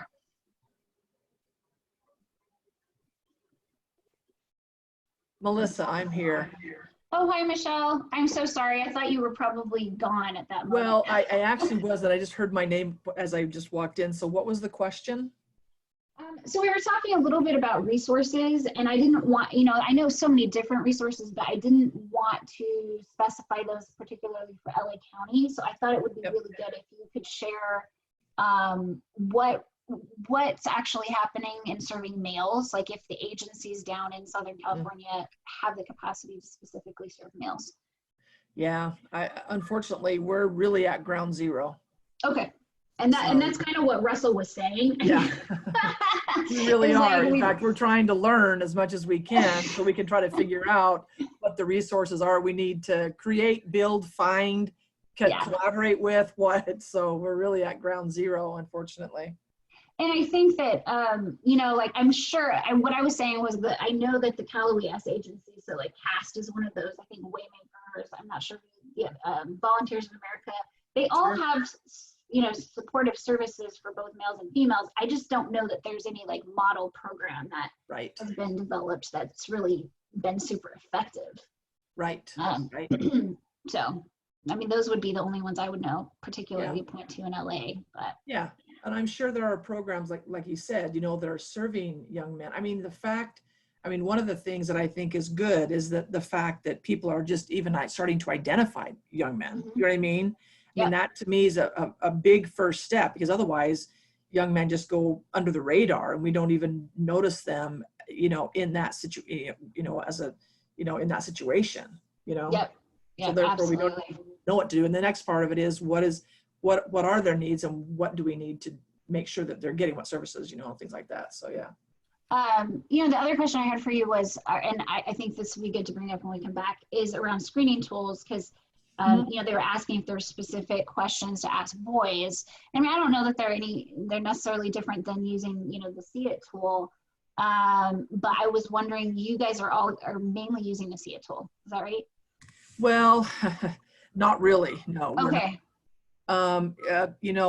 That's been an interesting situation too. DMH is using it in our juvenile halls, in our custody situations, but outside of that, our department is not using it. We're going to, and then, just changes in leadership and decisions, and we aren't. Okay. So, we're not, Do you have a specific screening tool you are using, or are you not using a tool at all? No. Usually what happens for the way we identify all of our kids, a lot of our identification comes through our juvenile halls, because we've done a lot of training. And, we had that juvenile detention protocol we just rolled out last March, and we've had about 700 disclosures, and probably 60 of those disclosures, or 65 of those disclosures have been males. You know what I mean? And so one of the things that we're doing right now is we're looking at about 117 referrals to the hotline for young men. And we're really just pulling all their child welfare and probation history from day one, and really just trying to learn more about them and their experiences, and all that kind of stuff, just based on those studies, based on those case reviews. So that's something we're doing right now. Well, that's cool. I mean, I think that's a great way to kind of start figuring out what is the history there, what are some of the commonalities, and what would be some other flags to look for. So, okay, well, when we come back on, I'll definitely have you address those 2 points, because I think it's helpful. I didn't want to speak to what other counties are doing, because I think it's really helpful to support what you're already doing in LA County, so I wanted to defer back to you on that. Okay. And Russell, are you able to share your screen now? Yep. Okay, let's see if we can get it going so that way you can do it. How's Oh, that? perfect. There you go. And I know it's Tuesday, but I just like that little kitty. So, and it's in the wrong spot. So just when you go back, click through to get to the right spot, obviously. So. Okay, hold on. Now I've got the chat box right in the middle of my screen. I gotta run and grab something really quick and I will be back in 5 minutes since we're starting at, we said 10, So where am I supposed to do this? No, you want this here, right? yeah, just like that. Yeah. Okay. I was just saying that the slide is in the wrong part of the presentation, I think, unless you moved it over. No, Or maybe oh, yeah. you moved it. Okay, perfect. So we're coming back at 10, I said 10:55, right? Yeah. Okay, I'll be back in just a few minutes. God, I wish I had a donut right now. Let me grab a coffee and I will be back.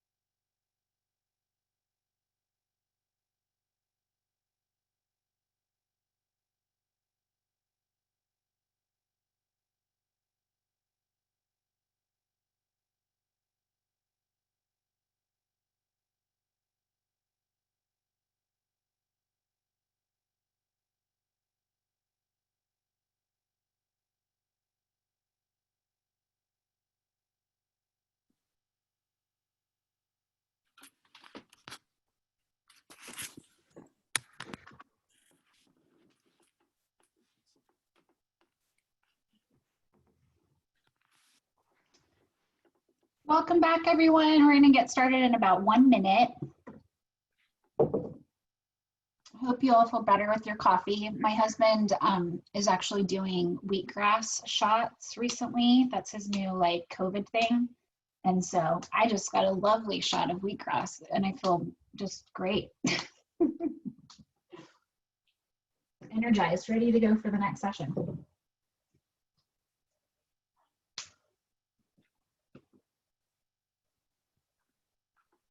All right, you want me to switch the slide? Yeah, let's go ahead and get started. Okay. So we had quite a few different resources that came in over the chat box that I just wanted to comment on. And you know, there's been quite a few kind of resources that were shared on screening tools, and there are a lot of different screening tools that can be used for youth. I was gonna actually see if Michelle Guyman would like to comment on some of the resources that are available in LA County and what you all have been doing to screen in probation. Michelle, have you joined again? Yes. Okay, that would be great. And Yes. then also, really quickly, Michelle, I will pass on to you. I have quite a few screening tools that we've researched that look at both sex and labor trafficking comprehensively. And I know that's not something that's really the focus of this particular training, but a lot of young men are also trafficked in other industries or forced into criminal activities that would be considered labor trafficking. And oftentimes those intersect with commercial sexual exploitation. So I'll pass those resources on to you that you can share out as well. Great. Yeah, so as you know, as you've been hearing and as I kind of stated earlier, unfortunately, a lot of our focus has really just been on girls for the past 8+ years. That doesn't mean that we haven't had young men or our transgendered youth in our unit and throughout the county through Children's Services and Probation that we do provide services and supports to. It just hasn't been the majority of the work we've done. So I don't want to say that there aren't resources in LA County to provide services to young men, because I'm sure there are. There's a lot of programs out there that are doing work with this population and with both genders. And so I don't want to say that there isn't anything out there, because that hasn't been the majority of our work. I just don't think we've made those connections. So I would invite anybody who is currently providing resources to young men to actually reach out to us here in the county, and you can get to us through that Gmail account and send us that information, because we definitely want to start dialoguing and partnering about what those services and supports are. I do know that one of our initiatives that we're looking at right now, and we're going to be pretty aggressive about it over the next 3 to 6 months, is again looking at our gaps, which include boys and labor trafficking and LGBTQ youth and whatnot. So we're actually doing some case reviews of about 120 cases of young men where there's been reports of suspected exploitation. Some have been substantiated, some have not been substantiated. And so we're really looking through those cases and doing a pretty in-depth case review of both their child welfare and their probation histories, just to kind of look at vulnerabilities and risks and what this looks like. And so we can start to really think about, you know, what that is. I think that's where we started with the girls, is looking at, you know, risks and vulnerabilities and then starting to connect the dots and then looking at services. And so we want to do the same thing for boys. Currently, again, we don't have within probation or within child welfare a screening tool that specifically addresses that. We have Department of Mental Health, who uses the See It tool from West Coast Children's Center. And so they do a lot of screening of cases in our juvenile halls. And that's where we've had a lot of disclosures. In our juvenile halls, one of the things that I just did not see coming was, you know, the issue of disclosures. I figured when we quit arresting children for prostitution in California, that probation or juvenile justice would really have a minimal role in the issue of trafficking. And what I didn't realize is, because of a lot of the training we've done, a lot of the work groups we've done in our juvenile halls and in our detention facilities, that the amount of identification that would happen and or disclosure. So it's healthcare professionals, it's probation officers, it's Department of Mental Health or education, where because of their training, and that's why this training is so important, is to really get us thinking about the issues that that surround boys, that we start to connect dots and have more conversation and contact the child abuse hotline so someone can investigate and make some determinations and work with us on that. So we've had to date, since we started this protocol, probably about, I think it was 2015. So it's been about 5 years now. We've had almost 700 disclosures and kids identified that were never arrested for prostitution, even when we were arresting children for prostitution. So I think we're, again, just because of the great training and great presenters that we have that are bringing these issues to light, we're starting to, try to find our way there. So like I say, if there are any of those resources out there that we're not aware of or that we haven't connected with you, please bring those forward. And that way, we can start having this conversation together as a community and as a county here in Los Angeles. Michelle, thank you so much. I think that was a really great, it's just great to see that we're willing to kind of start, and I know we're saying ground zero, but really we are starting from a wealth of knowledge, I think, on this issue as it relates to maybe serving girls, and then being able to build from that and to grow into serving some of these other populations that haven't been really looked at in the past few years of the movement. And so it's exciting to see that we're starting to prioritize some of those other areas and we're growing as a movement, but it's also challenging.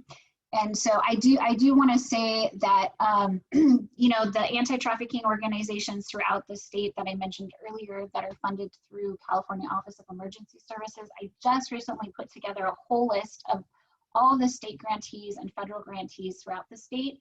And I'll also share that. I know in Southern California, I believe it's Waymakers, CAST, Volunteers of America, and there may be a few others that I'm missing. I think folks have put some in the chat box. So again, I think it's a space where we need to continue to have this dialogue and bring those agencies together to look at how they can improve those services.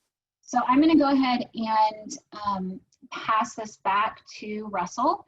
And we do have a couple folks. There's one comment in the chat box I just want to note. The organizations and agencies doing the work might not always align with values and morals of other organizations and practices. So there's challenges in this area as well. And there's so few resources for trafficking survivors that identify as male. So don't do them a disservice just because they might not align specifically with, the organizations serving girls. So I think that's a good, good thing to think about too, as organizations kind of broaden the work that they're doing and look at other populations. So I'll pass it back to you, Russell, and we'll get started for our last session. Okay, you hear me? Yes, and okay. I'm sorry, one more question. Can you speak about any verbal and non-verbal cues that you have noted in boys as indicators of possible abuse? Are there certain words, phrases, or statements that folks should look out for as red flags? Yeah, but I'm going to wait because that actually comes a little later in the presentation. Okay, perfect. Yes, I will address that to some degree. I also was going to say to everybody, if you have, because I was asked if I had any screening resources and material, if anybody has stuff like that they'd like to share with me so that I can add it to my data and disseminate that to people who ask me those questions, that'd be great. So I'm always looking to collect more screening tools and resource information out there. So the other thing I'm curious is while, since I've been doing this, yes, admittedly, the conversation around male victimization and exploitation has become much more commonplace, and I'm super happy to be a part of that change. And I think it will continue to get better, and just based on the fact that we're all here today doing what we're doing, tells me that it is going to get better. I am also curious, though, a lot of organizations and people out there are saying that there are resources for those who identify as male. What do those resources look like, for one? And two, are those resources inclusive of housing and basic human needs, so far I haven't found a lot of, specifically bed space and housing and shelter specifically for male victims. And I think that, as we're going to discuss in the next section here, that's a critical part of helping these individuals. So here we go. So this slide encompasses, basically a breakdown of the research I've been doing over the last 8 years or so. And it was the culmination of the research I did in Cambodia. And then I was in a international studies scholarship program at UC Berkeley. And we had to do a poster presentation of our research. And this is basically what I came up with. It was one of those eureka moments when I was learning about Maslow's hierarchy. And I realized the correlation between the activities I was engaged with and many of the people that I interviewed in my research, were engaged in order to meet their basic physical needs and emotional needs. It was directly connected to the things that we, as individuals with lived experience, were activities that we are engaged in, or for, either by choice or force. So I want to go through this, and this is a really good tool for those of you who are working with runaway youth and kids who are coming from the streets, to have an understanding of what this, I think what this process looks like that we're trying to engage these kids in. So when we think of kids on the street, they're basically in survival mode, and you're in this survival mode to basically meet your physical needs, housing and shelter and food. But in order to meet those needs, we are, confronted with violence and rape, being hungry and homelessness, and, potentially being trafficked, or certainly trafficking ourselves in survival sex, stealing, being exploited on many different levels. And when living in that space becomes normalized over time, it just simply is a part of your existence, and you kind of ease into it in a way that then allows you to engage in these things, these activities towards others, not just in those things being enacted towards the individual or the victim, but then, violence towards others is not uncommon. And lacking in that moral and ethical fortitude that many of us listening have a sense of, and understand that morals and ethics, that'll get you killed on the street. You just simply can't afford to have them. They get in the way of surviving. That sense of feeling unsafe, of just everything, our bodies, our resources, our health, our property, that constant fear that it can all be taken away at any moment, and so this space is where many of us who have been living on the streets just tend to exist, and unless you've been there, it's really hard to break through those barriers and gain the trust in order to help somebody get out of that space. However, when we can gain that trust, when we can get an individual into that next stage of the hierarchy,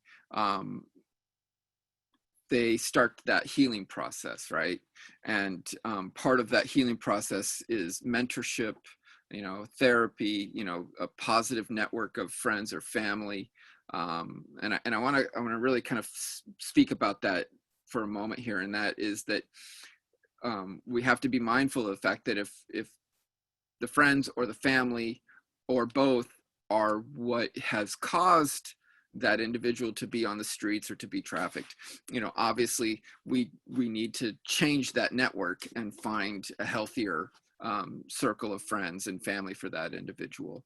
I think, beginning to recognize the victimization and what happened to us as victims is also what helps us to become survivors. And then the key point in that, and that's why it's at the bottom of that section, is that consistency of housing and food and healthcare, is the first step. If you cannot provide consistent shelter and food and healthcare, there's no time to even begin to do the work necessary to deal with this trauma. The other thing that comes up a lot when I have this discussion is that,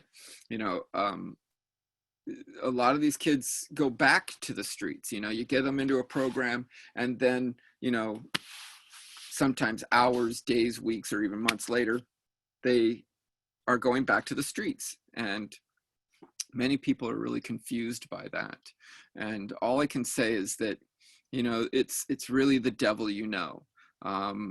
There's a familiarity with being in that space of exploitation and violence and trauma. And, oddly enough, there's also a comfort zone in that understanding. So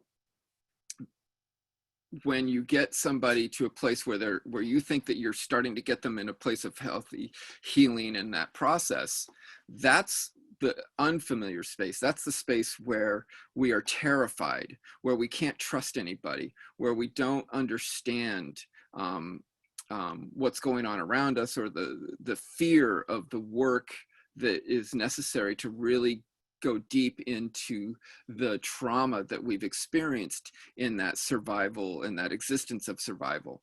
And so oftentimes, as service providers, we're constantly battling that back and forth in that space between going back to the streets and living in that survival zone and existing in that survival zone, and keeping them in that place where they can heal, because you feel like every time they leave, it's erased all that work, and it's, one step forward, two steps back kind of situation.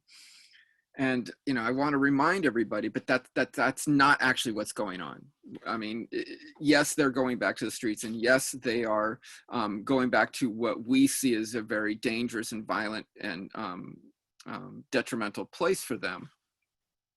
We have to understand that is simply part of the process, and while one individual may go back and stay on the streets for 6 months or a year before they come back to that place where they're seeking help and support to start that healing again, and then they leave again. Well, they may leave again, but they may only be gone for 3 months, instead of 6 months or a year.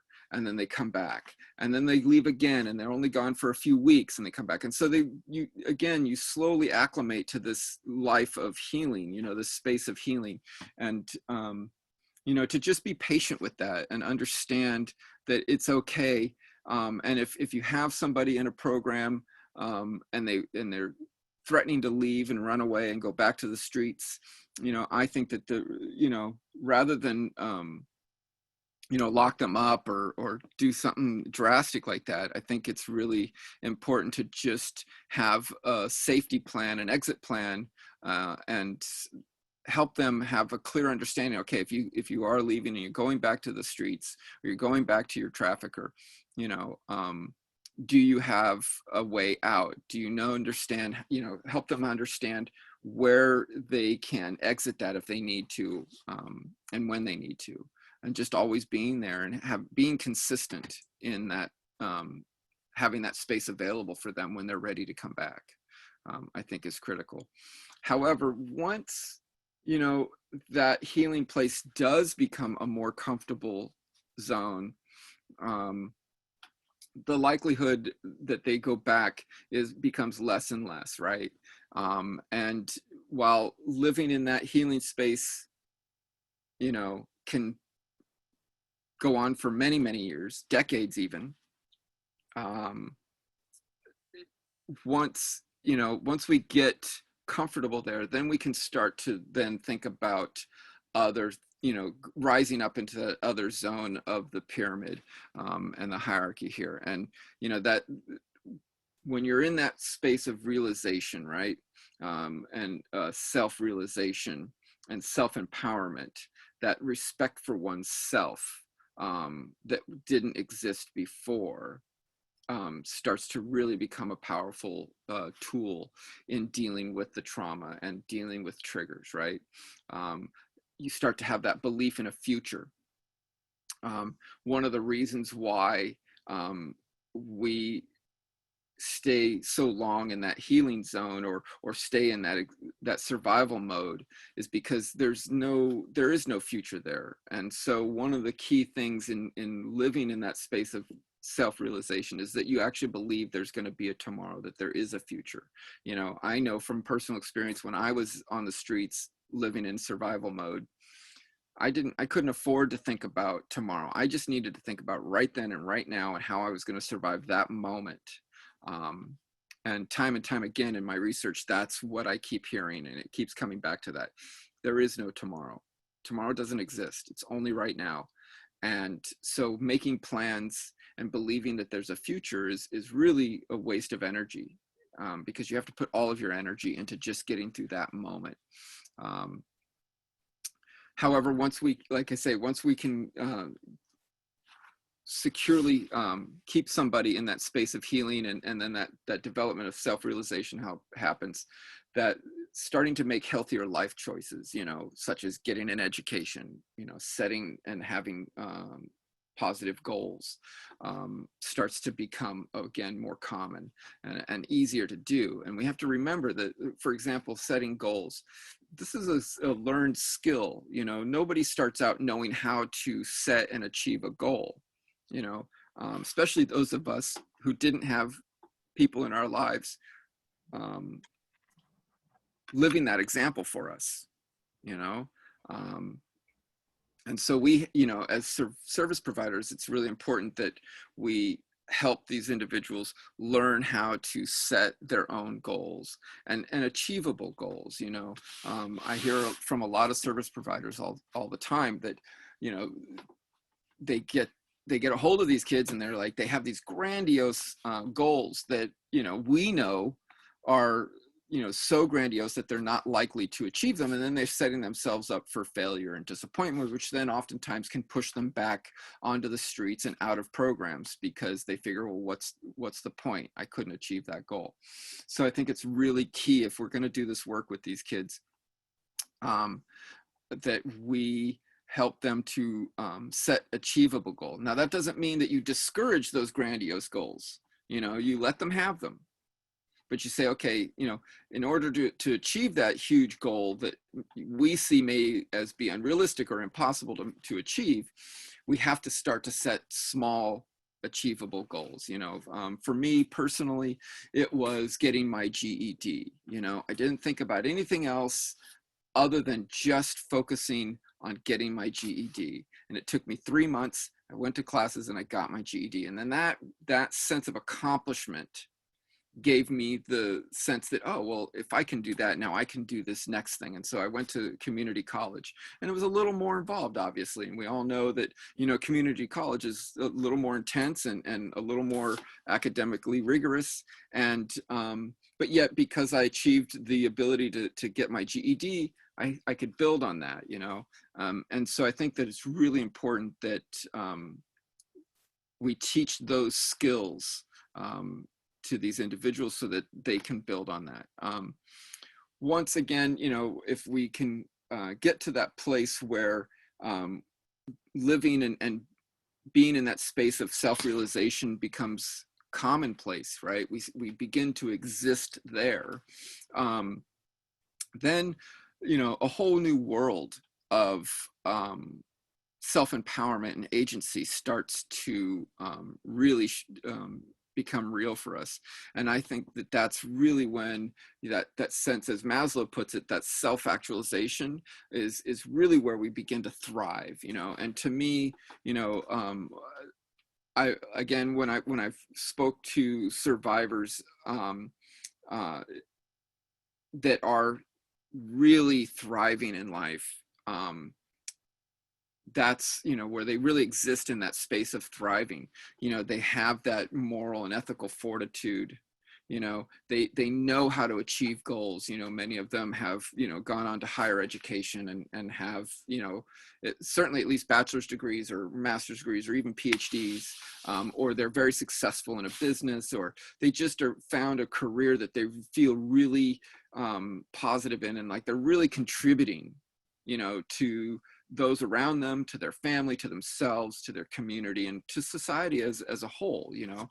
And I think that for those of us who never came from a place where people were thriving around them, it just seemed so unattainable. So why bother trying, right? So if we can get these kids to see that this is a possibility, and that through you know, witnessing that through example, you know, then they start to really strive to get to that place, you know.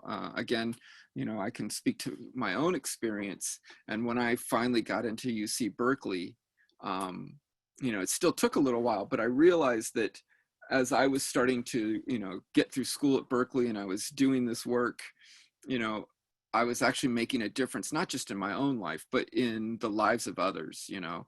And that sense it felt so good, you know, that I got to a place where I knew that I was never ever going to be back into that space of just surviving and living on the streets, you know.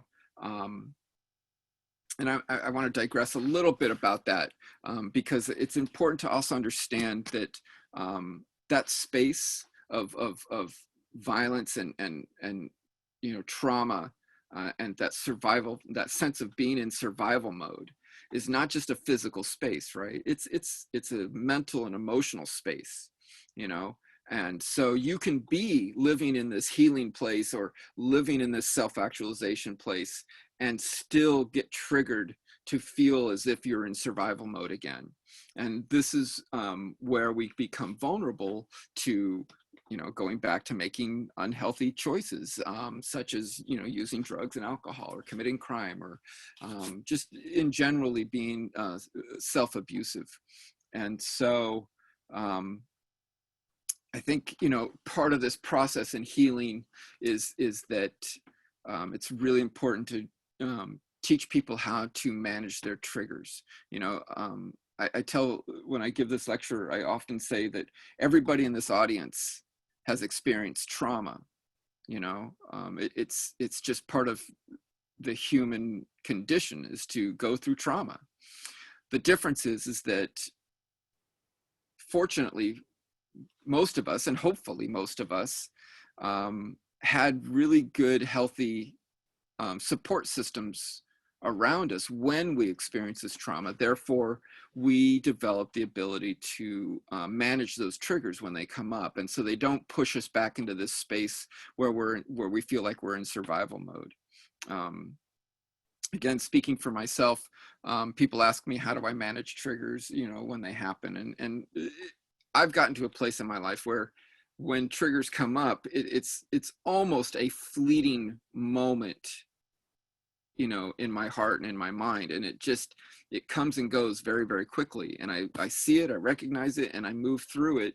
And there's no fear or anxiety that I'm going to go back to doing drugs, or that I'm going to go back to drinking, or I'm going to go back to criminal activity, or, you know, self-destructive behaviors, because it doesn't really push me back into that sense of survival mode.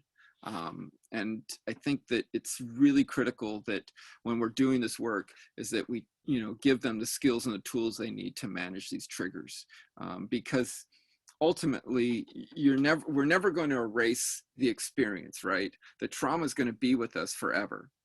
It's about whether or not we can help these individuals have a healthy relationship with that trauma. And for many of us who have been through extreme and severe trauma, who have gotten to this place in our lives where we're thriving, our trauma actually is almost an empowerment now. For me, the things I went through as a child and as a young adult really give me the strength and power to know that I can face anything and any challenges that come and present themselves to me. And now I have the skills and the tools to face those things, not just, and get through it, but to really, use those experiences as a way to empower myself further. So I think that is, I think that's that. I mean, that's pretty much, the results of several years of research. And I'm always really happy to share this hierarchy with those of you who are doing this work.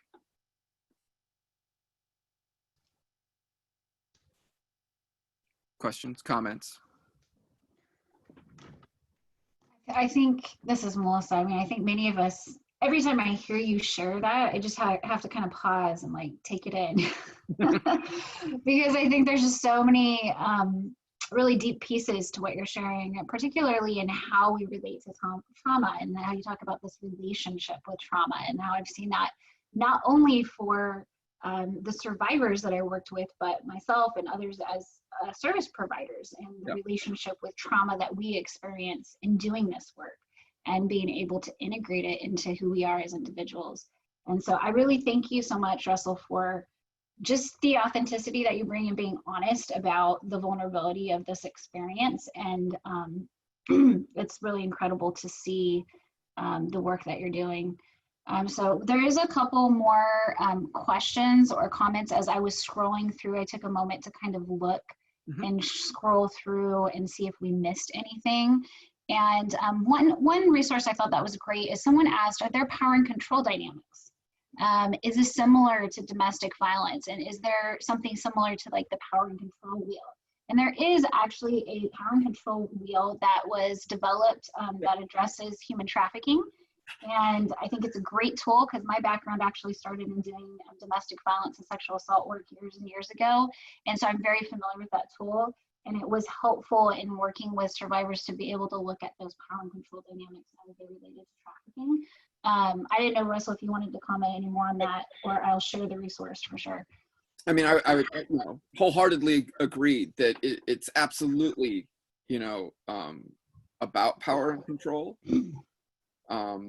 At least I think, the root of where this trauma stems from comes from that place of those who have power and those who don't, and those who are exercising control over those who don't. And so, so the power and control wheel as a tool, as a visual tool to understand the relationship and correlation between power and control and trauma is absolutely relevant. Absolutely. So many folks are commenting in the chat box. Thank you for sharing your story, incredibly powerful.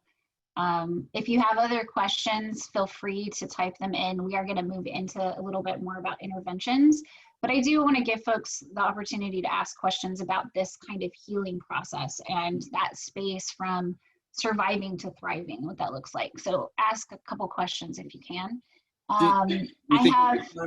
at 11:30 almost. Do we have time to go through a few questions regarding the hierarchy? Yeah, I think we do. Let's do that. So one question previously that did come up in the chat box was, I'm wondering if it's confusing to figure out identity.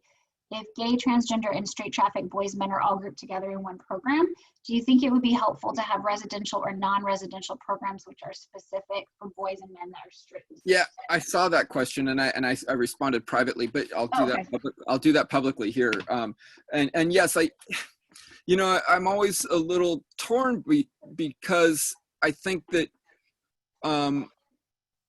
I think, for me, I think it's really great when anybody who has shared experiences, now obviously we all deal with that trauma differently, but we can relate, for a small digression and to, recap about how when I first was exposed to just an all survivor group of people for the very first time, I felt at such ease and at home.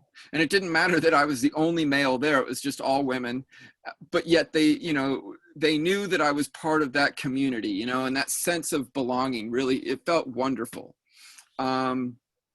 However, I think that maybe early on in the process of dealing with the trauma, especially particularly for a heterosexual identifying young man, it may be threatening or uncomfortable to be housed or engaged in this process with gay or transgender individuals, simply because they may take that as a threat to their masculine and heterosexual identity.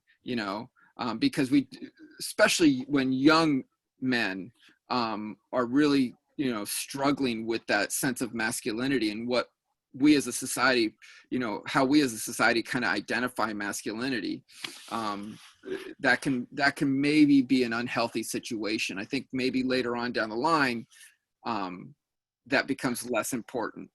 But in the beginning, I think it's important to, maybe have separate programs. But I think also at the same time, it just depends on the individual and where they're at with their identity. Even though they may be struggling with it, they may not have any preconceptions about other people's identity, and they may know and understand that how one other person identifies has no impact on how I may identify. So you just have to, gauge that closely. But I think that there should be options, there are options out there for the women as far as programs and what's available. I think we need to just create options for young men as well. Thank you for sharing that. Another question, what can we learn, and this is a very big question, so maybe try to keep a small response to it. But what can we learn from the communities, or maybe one takeaway that you learned in working in South Asia? Is there something that was really helpful with working with CSEC males there? Well, I think one of the things that I really took away from my time in that part of the world was the importance of cultural competency and understanding how deep cultural identity influences how we process experiences and how trauma and how we relate to others, whether we relate to others through the identity of as an individual, like we do here in the West, whereas in Eastern cultures, we tend to relate to the community less as an individual and more as my role in the community, and I think building on that is really, something that we need to recognize. So if those of you who are working with a particular population or individual who has very strong cultural identity, I think it's really important to understand what that is and work with that individual in where they want to go as far as their process, and meeting them where they're at. Yeah, thank you for sharing that. As you were sharing that, it just kind of, for years and years, I worked in victim service provision in the Fresno and Central Valley area, and we ended up doing some work at one point where there was about 7 Chinese workers that were being trafficked. Yep. And a large percentage of them were males. And there was this whole dynamic in regarding the elder and the group really not being able to make a decision until the oldest in the group had made that final decision. And it was really important for us as workers to understand those social dynamics. Yep. In terms of treating them as a group of workers that were trafficked and being able to provide those supports because of the community that they had with one another and the trauma that they shared. Yep. And so I really appreciate you sharing that. And I think it's very helpful to think about, particularly if groups of individuals are trafficked together as well. Yeah, I would even go so far as to say that, you know, if you come across a situation where you have little to no experience with a particular individual and the culture that they identify with, seek out somebody who does understand that culture and the cultural nuances, so that you can be more effective, you know. And even if it means going to your local university and looking up, you know, somebody who's done anthropological research and cultural research, find that person and ask them, hey, you know, you don't have to divulge, you know, obviously the you know, trauma and all that stuff, but you might want to just seek out their knowledge of how individuals relate to each other within the culture, you know. And especially in America, where, you know, we're such a melting pot of so many different cultures, you know, it's not unlikely that in your career you may come across an individual from a culture that you may not have heard of, or that you have zero experience or exposure to. So seek out the professional help that you can get to do that and understand that culture. So another really good question, I think, that kind of brings up the issue of harm reduction. So this individual said, I'm always disappointed when I see youth leave their safe, or in, you know, quotations, what we think is safe, right, foster homes, to go back to CSEC behaviors. It seems that many get really used to the things afforded to them in the life, like clothes, cell phones, etc., and feel that loss of financial freedom in foster care.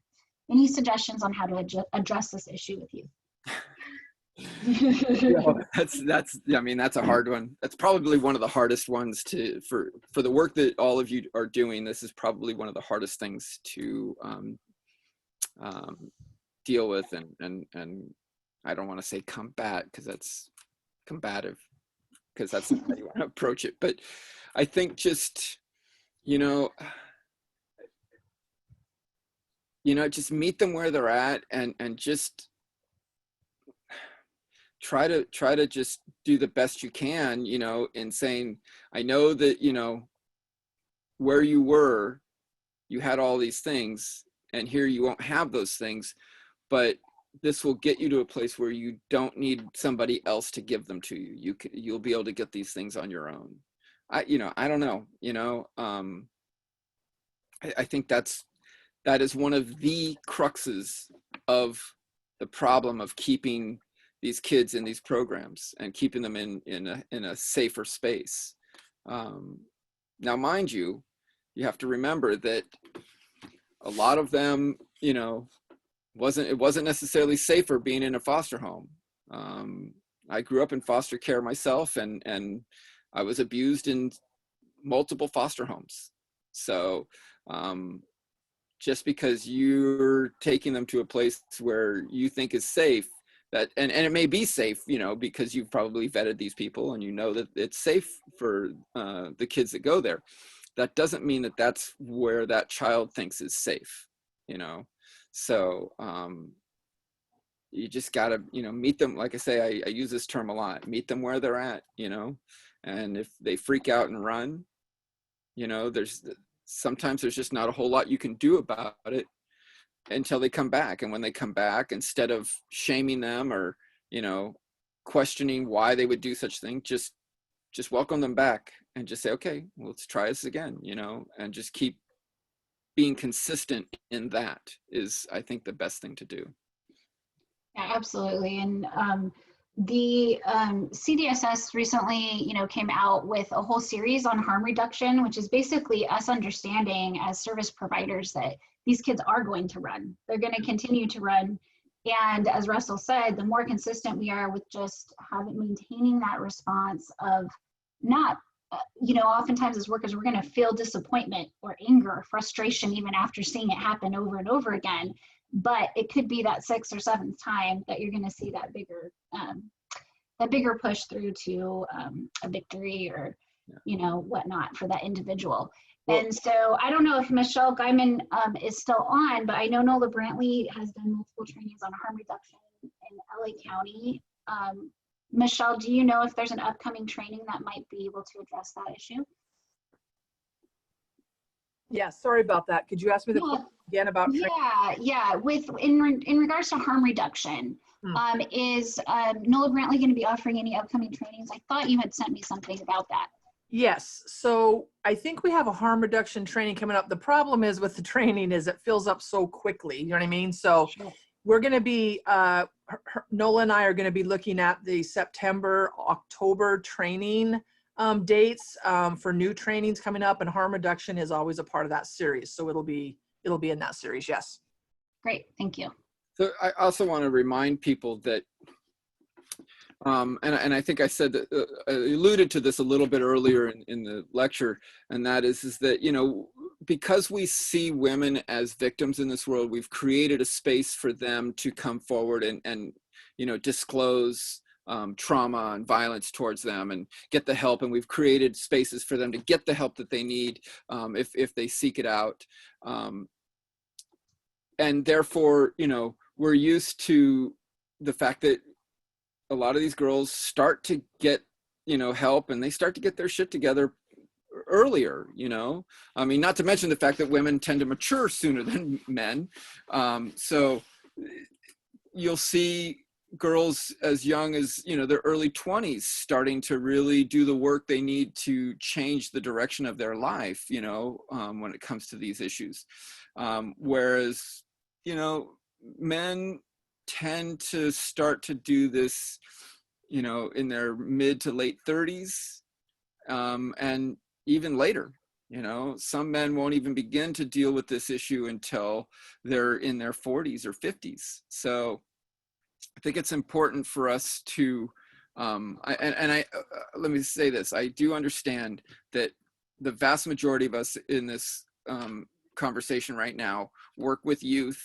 And yes, we all understand that the sooner we can get to them, the sooner we can get them the help they need, the sooner they can move on to having healthy, productive lives. However, I think that it's important that we understand that, again, for young men and boys, this does not, generally speaking, this does not happen when they're young, getting the help, you know. And I think we need to start to think about how do we provide a space for, you know, adult men in their 30s and 40s and 50s and so on to find the support they need to really deal with this issue. And I know individuals who have been literally living on the streets because of this type of trauma on into their 30s and 40s, because they can never seem to get unstuck from that space, you know, and they can never seem to move through that trauma and find a place where they have a better relationship with that trauma, and so that they can have the capacity to move on to that healing and self-realization in that space of thriving. So I think it's just really important, and needs to always be said, that we need to create a space for older adult males to really do this work. Great. Russell, thank you. I know someone was asking for tips towards exercising your voice, but I feel like you kind of shared a couple of those. And if we have more time at the end, then we can address that question again. So let's go ahead and move on, just because we have about 18 minutes left. And so I think that should be enough time to kind of wrap up these red flags and interventions. Yeah, no problem. So these are, you know, I want, you know, to say that these red flags are somewhat, you know, generalized and somewhat specific, but just keep in mind that they're just that. They're just red flags. They're not like surefire things. You know, people may display any one of these things. It doesn't mean that they've been trafficked, but they may not display any of these things, and it may be that they've been trafficked severely. So, you know, it's a useful thing. It's a useful tool. But again, it's, you know, what really is going to serve you the best is just time doing this work, and really spending time and gaining the trust of each individual that you work with. So red flags, common work and living conditions, for example, it's not free. They're not free to leave or come and go as he or she wishes, is in the commercial sex industry and has a pimp or a manager. For boys, obviously, it can be just a survival sex mode, or they are working in the porn industry, for example.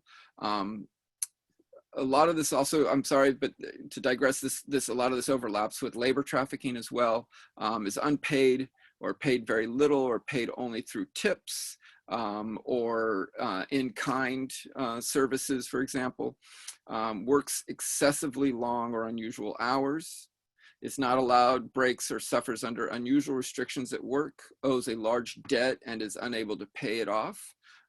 Pimps use that as a tactic quite often. Was recruited through false promises concerning the nature of the conditions of the work. And there's high security measures. You know, a lot of these homes where these kids are held have a lot of gates and locks on everything. The windows are, you know, blocked out so that they can't see what time of day it is and where they're at and stuff. So as far as those are like the red flags around living conditions.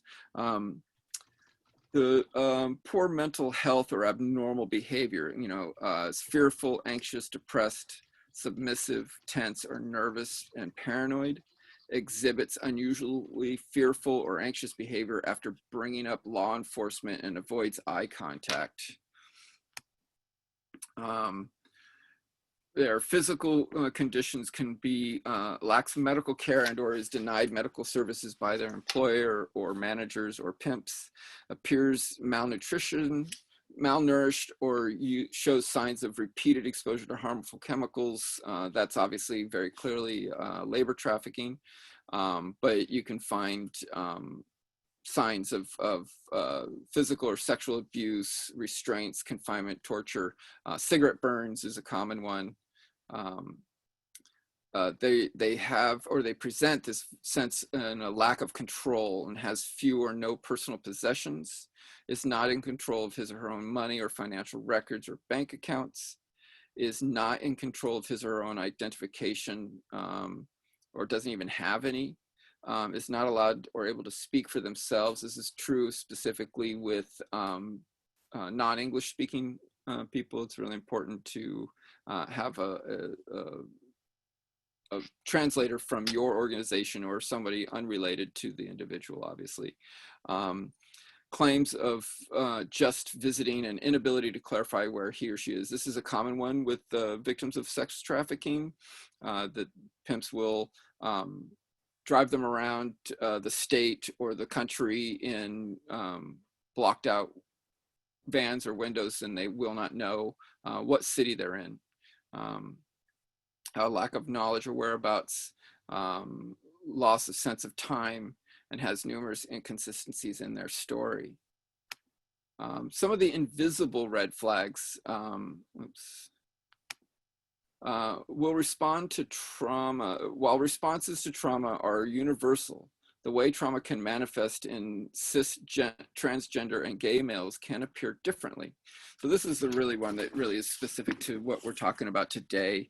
And that is, they will wear their monetized sexual activity as a badge of honor, particularly in the gay and the transgender community, while straight and heterosexual males make efforts to reinforce their heterosexuality and masculinity through denial. However, in intimate social settings, they may acknowledge that they are, this term is gay for pay. When approaching a trauma point with males, the reaction can be defensive, which can display as being aggressive or even, you know, quite violent in some cases. Presentation of abandonment issues, it is harder for males to process emotion. The first response leans towards anger. And so you got to be very careful, particularly with straight identifying males, and not push too hard. If you start to see that agitation and that anger, and you start to hear them say things, you know, derogatory words about gay or transgender individuals, and they start to really push back on that, just back off and just know that that is a red flag, or that they have probably, you know, are struggling with those identity issues.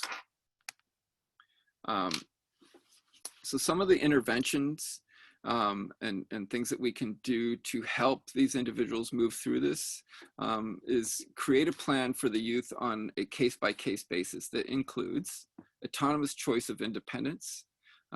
Backtracking goals don't invalidate dreams, create steps and a game plan. So as I mentioned earlier about these big grandiose goals that, you know, we who understand how to set goals knows might be setting them up for failure and disappointment. Don't invalidate those things, you know, say, okay, that's great. We can, you know, we can get you there. But, you know, remind them that, you know, we have to do this really easy thing first, you know, and teach them how to set those small and easily attainable goals. So trust building and meeting, you know, necessities. If you can help that individual meet their basic necessities, you're automatically going to begin that process of building trust. It's going to take time, but it's at least a way to begin that. You know, and then help them figure out, you know, what they're good at. You know, what did they do before they were being trafficked, before they were living on the streets? What did they enjoy doing? What did they like drawing, or, you know, even if it's playing video games or whatever it is, what did they enjoy doing? How do we build on that? You know, and just be there and support and encouragement, you know. Certainly in the very beginning of your interactions, you know, I do understand, you know, because I hear this pushback all the time. You know, I have 100 kids or 200 kids or 500 kids on my caseload. There's no way I can call them each individually every day. I mean, that's an ideal situation, to be able to call somebody on a regular basis and check in and just see how they're doing. Is a really good way to start to build that trust, you know. And when you do that, you know, writing down the pros and cons of each day, you know, what went good today, what went bad today, you know, and how did you manage that? The things that went bad, what were they, and how do we avoid them in the future? And then just remind them, because if you've been working with somebody over a period of time, even if it's a short period of time, you know, there will be, you know, certainly by you as a case manager and a social worker, you will be able to see and recognize these small accomplishments, you know. And when you're talking and checking in with these kids, write those down in your notes so that the next time you talk to them again, you can use those notes and remind them, oh, but see, last time you stayed gone for 6 weeks and now you're only gone for 2 weeks. You know, that's an accomplishment, believe it or not, you know. Being able to accomplish, like I said, small goals, you know, if they have an eating disorder and they you know, weren't able to eat, but they had one meal, well, that's an accomplishment, you know. So building on that, if they're a cutter and they only cut themselves once this week instead of 4 times or 5 times, that's an accomplishment. So just build on the good things that they're doing, and that will again start to develop that trust, you know, and just constantly be encouraging and consistent in their progress.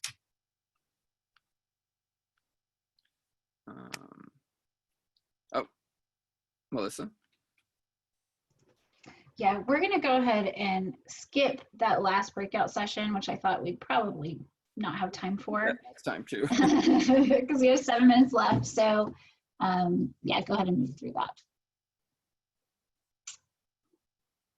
So here, is this you, Melissa? Sure, I can jump in. So Russell, thank you. Thank you so much for everything that you shared. We still have time for a few more questions. So I want to see if, and actually I think I want to go back to this last question that was shared. Are there any tips that you have towards someone exercising their voice? I've worked with someone who stated it's really been hard to communicate because of trauma he suffered from hiding his sexual abuse. Do you have any tips for healing and his need to express himself?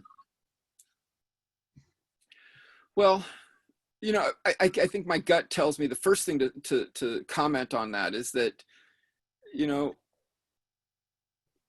not everybody needs to exercise their voice. You know, I mean, I'm doing it, but you know,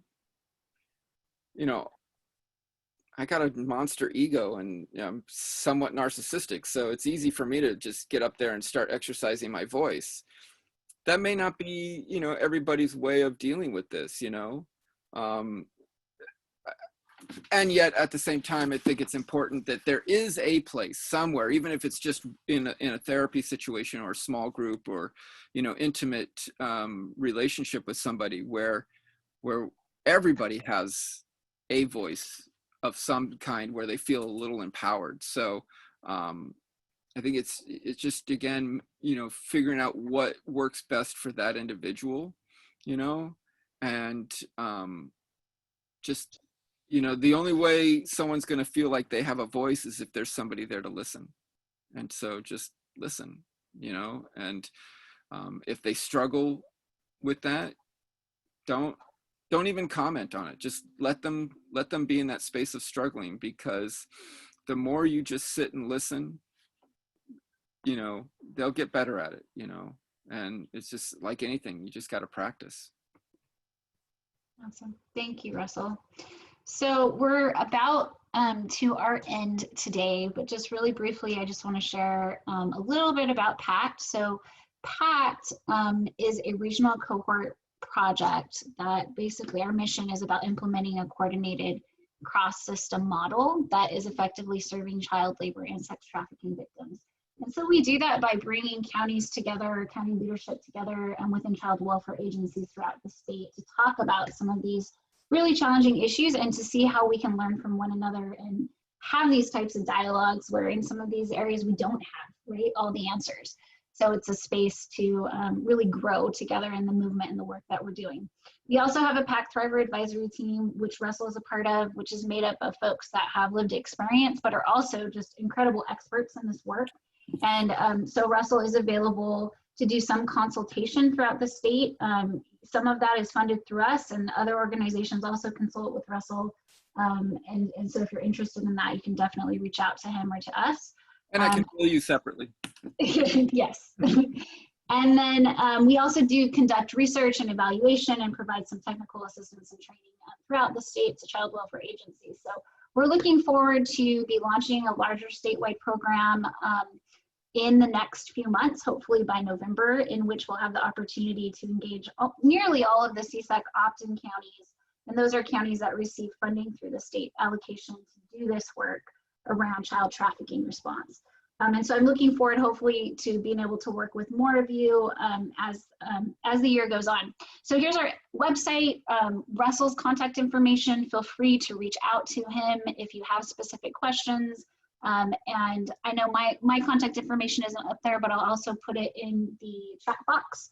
And feel free to reach out to me if you have really specific questions about technical assistance and training that we may be able to offer.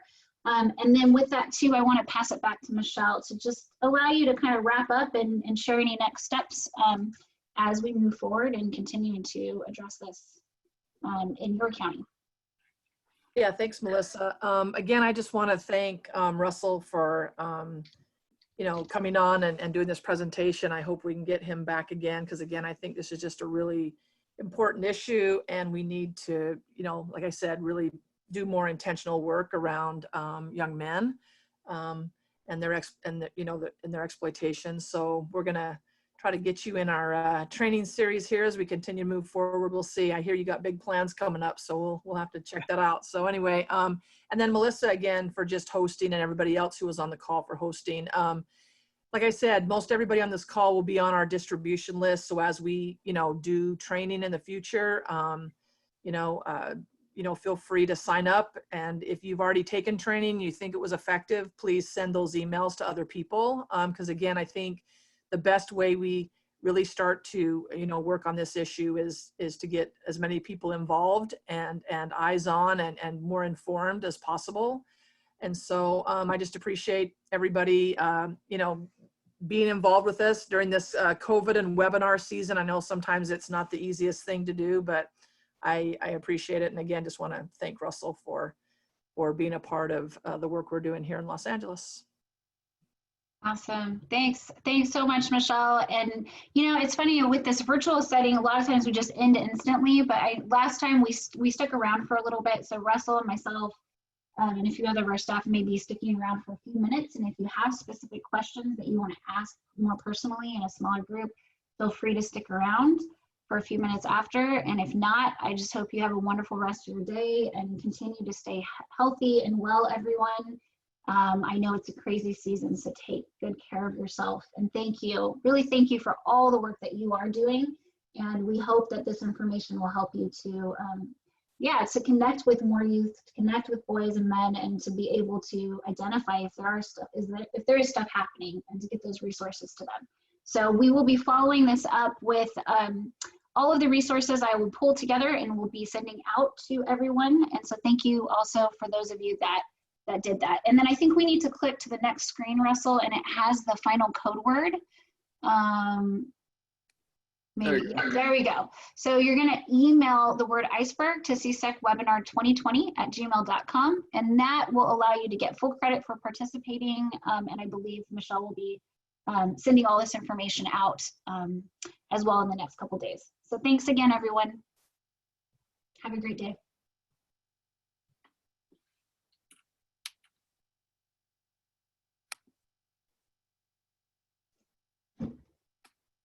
And so if any of you are sticking around and want to ask Russell a question, I think, Russ, you're able to stay for a few more minutes, right? Yeah. Awesome. Great job. You killed it. Thank you.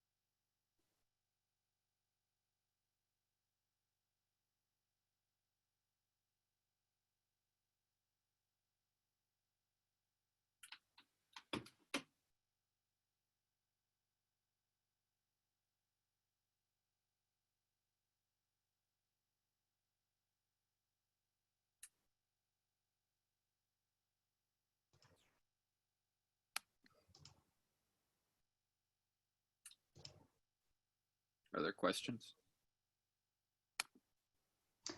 I'm just checking in the chat box. Nope, there haven't been any questions, so. Okay.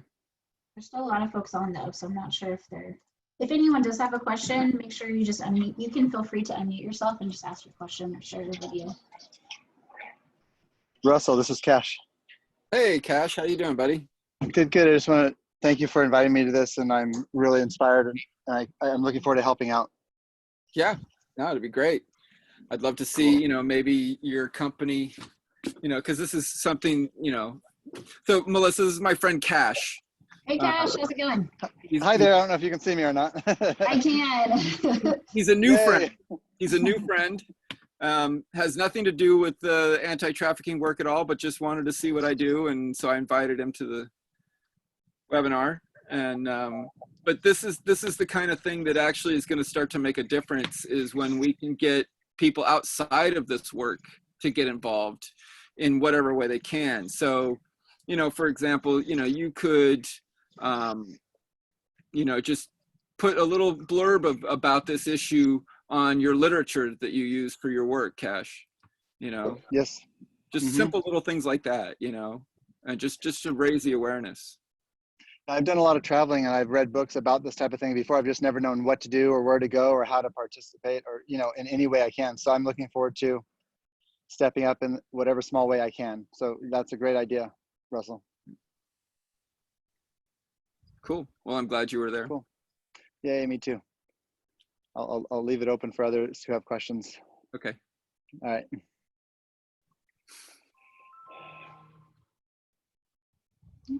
Russell?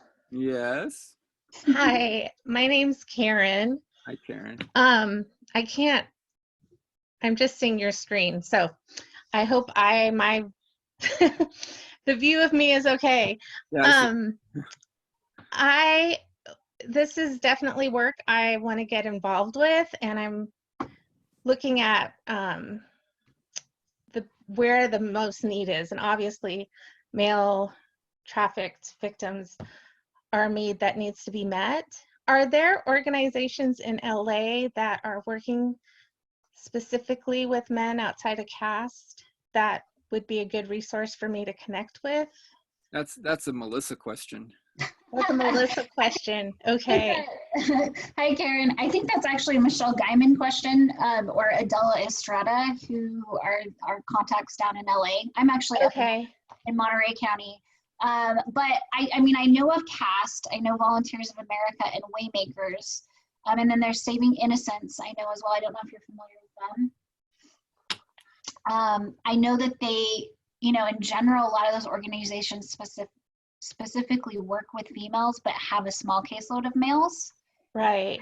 And so I think that's the challenge, right?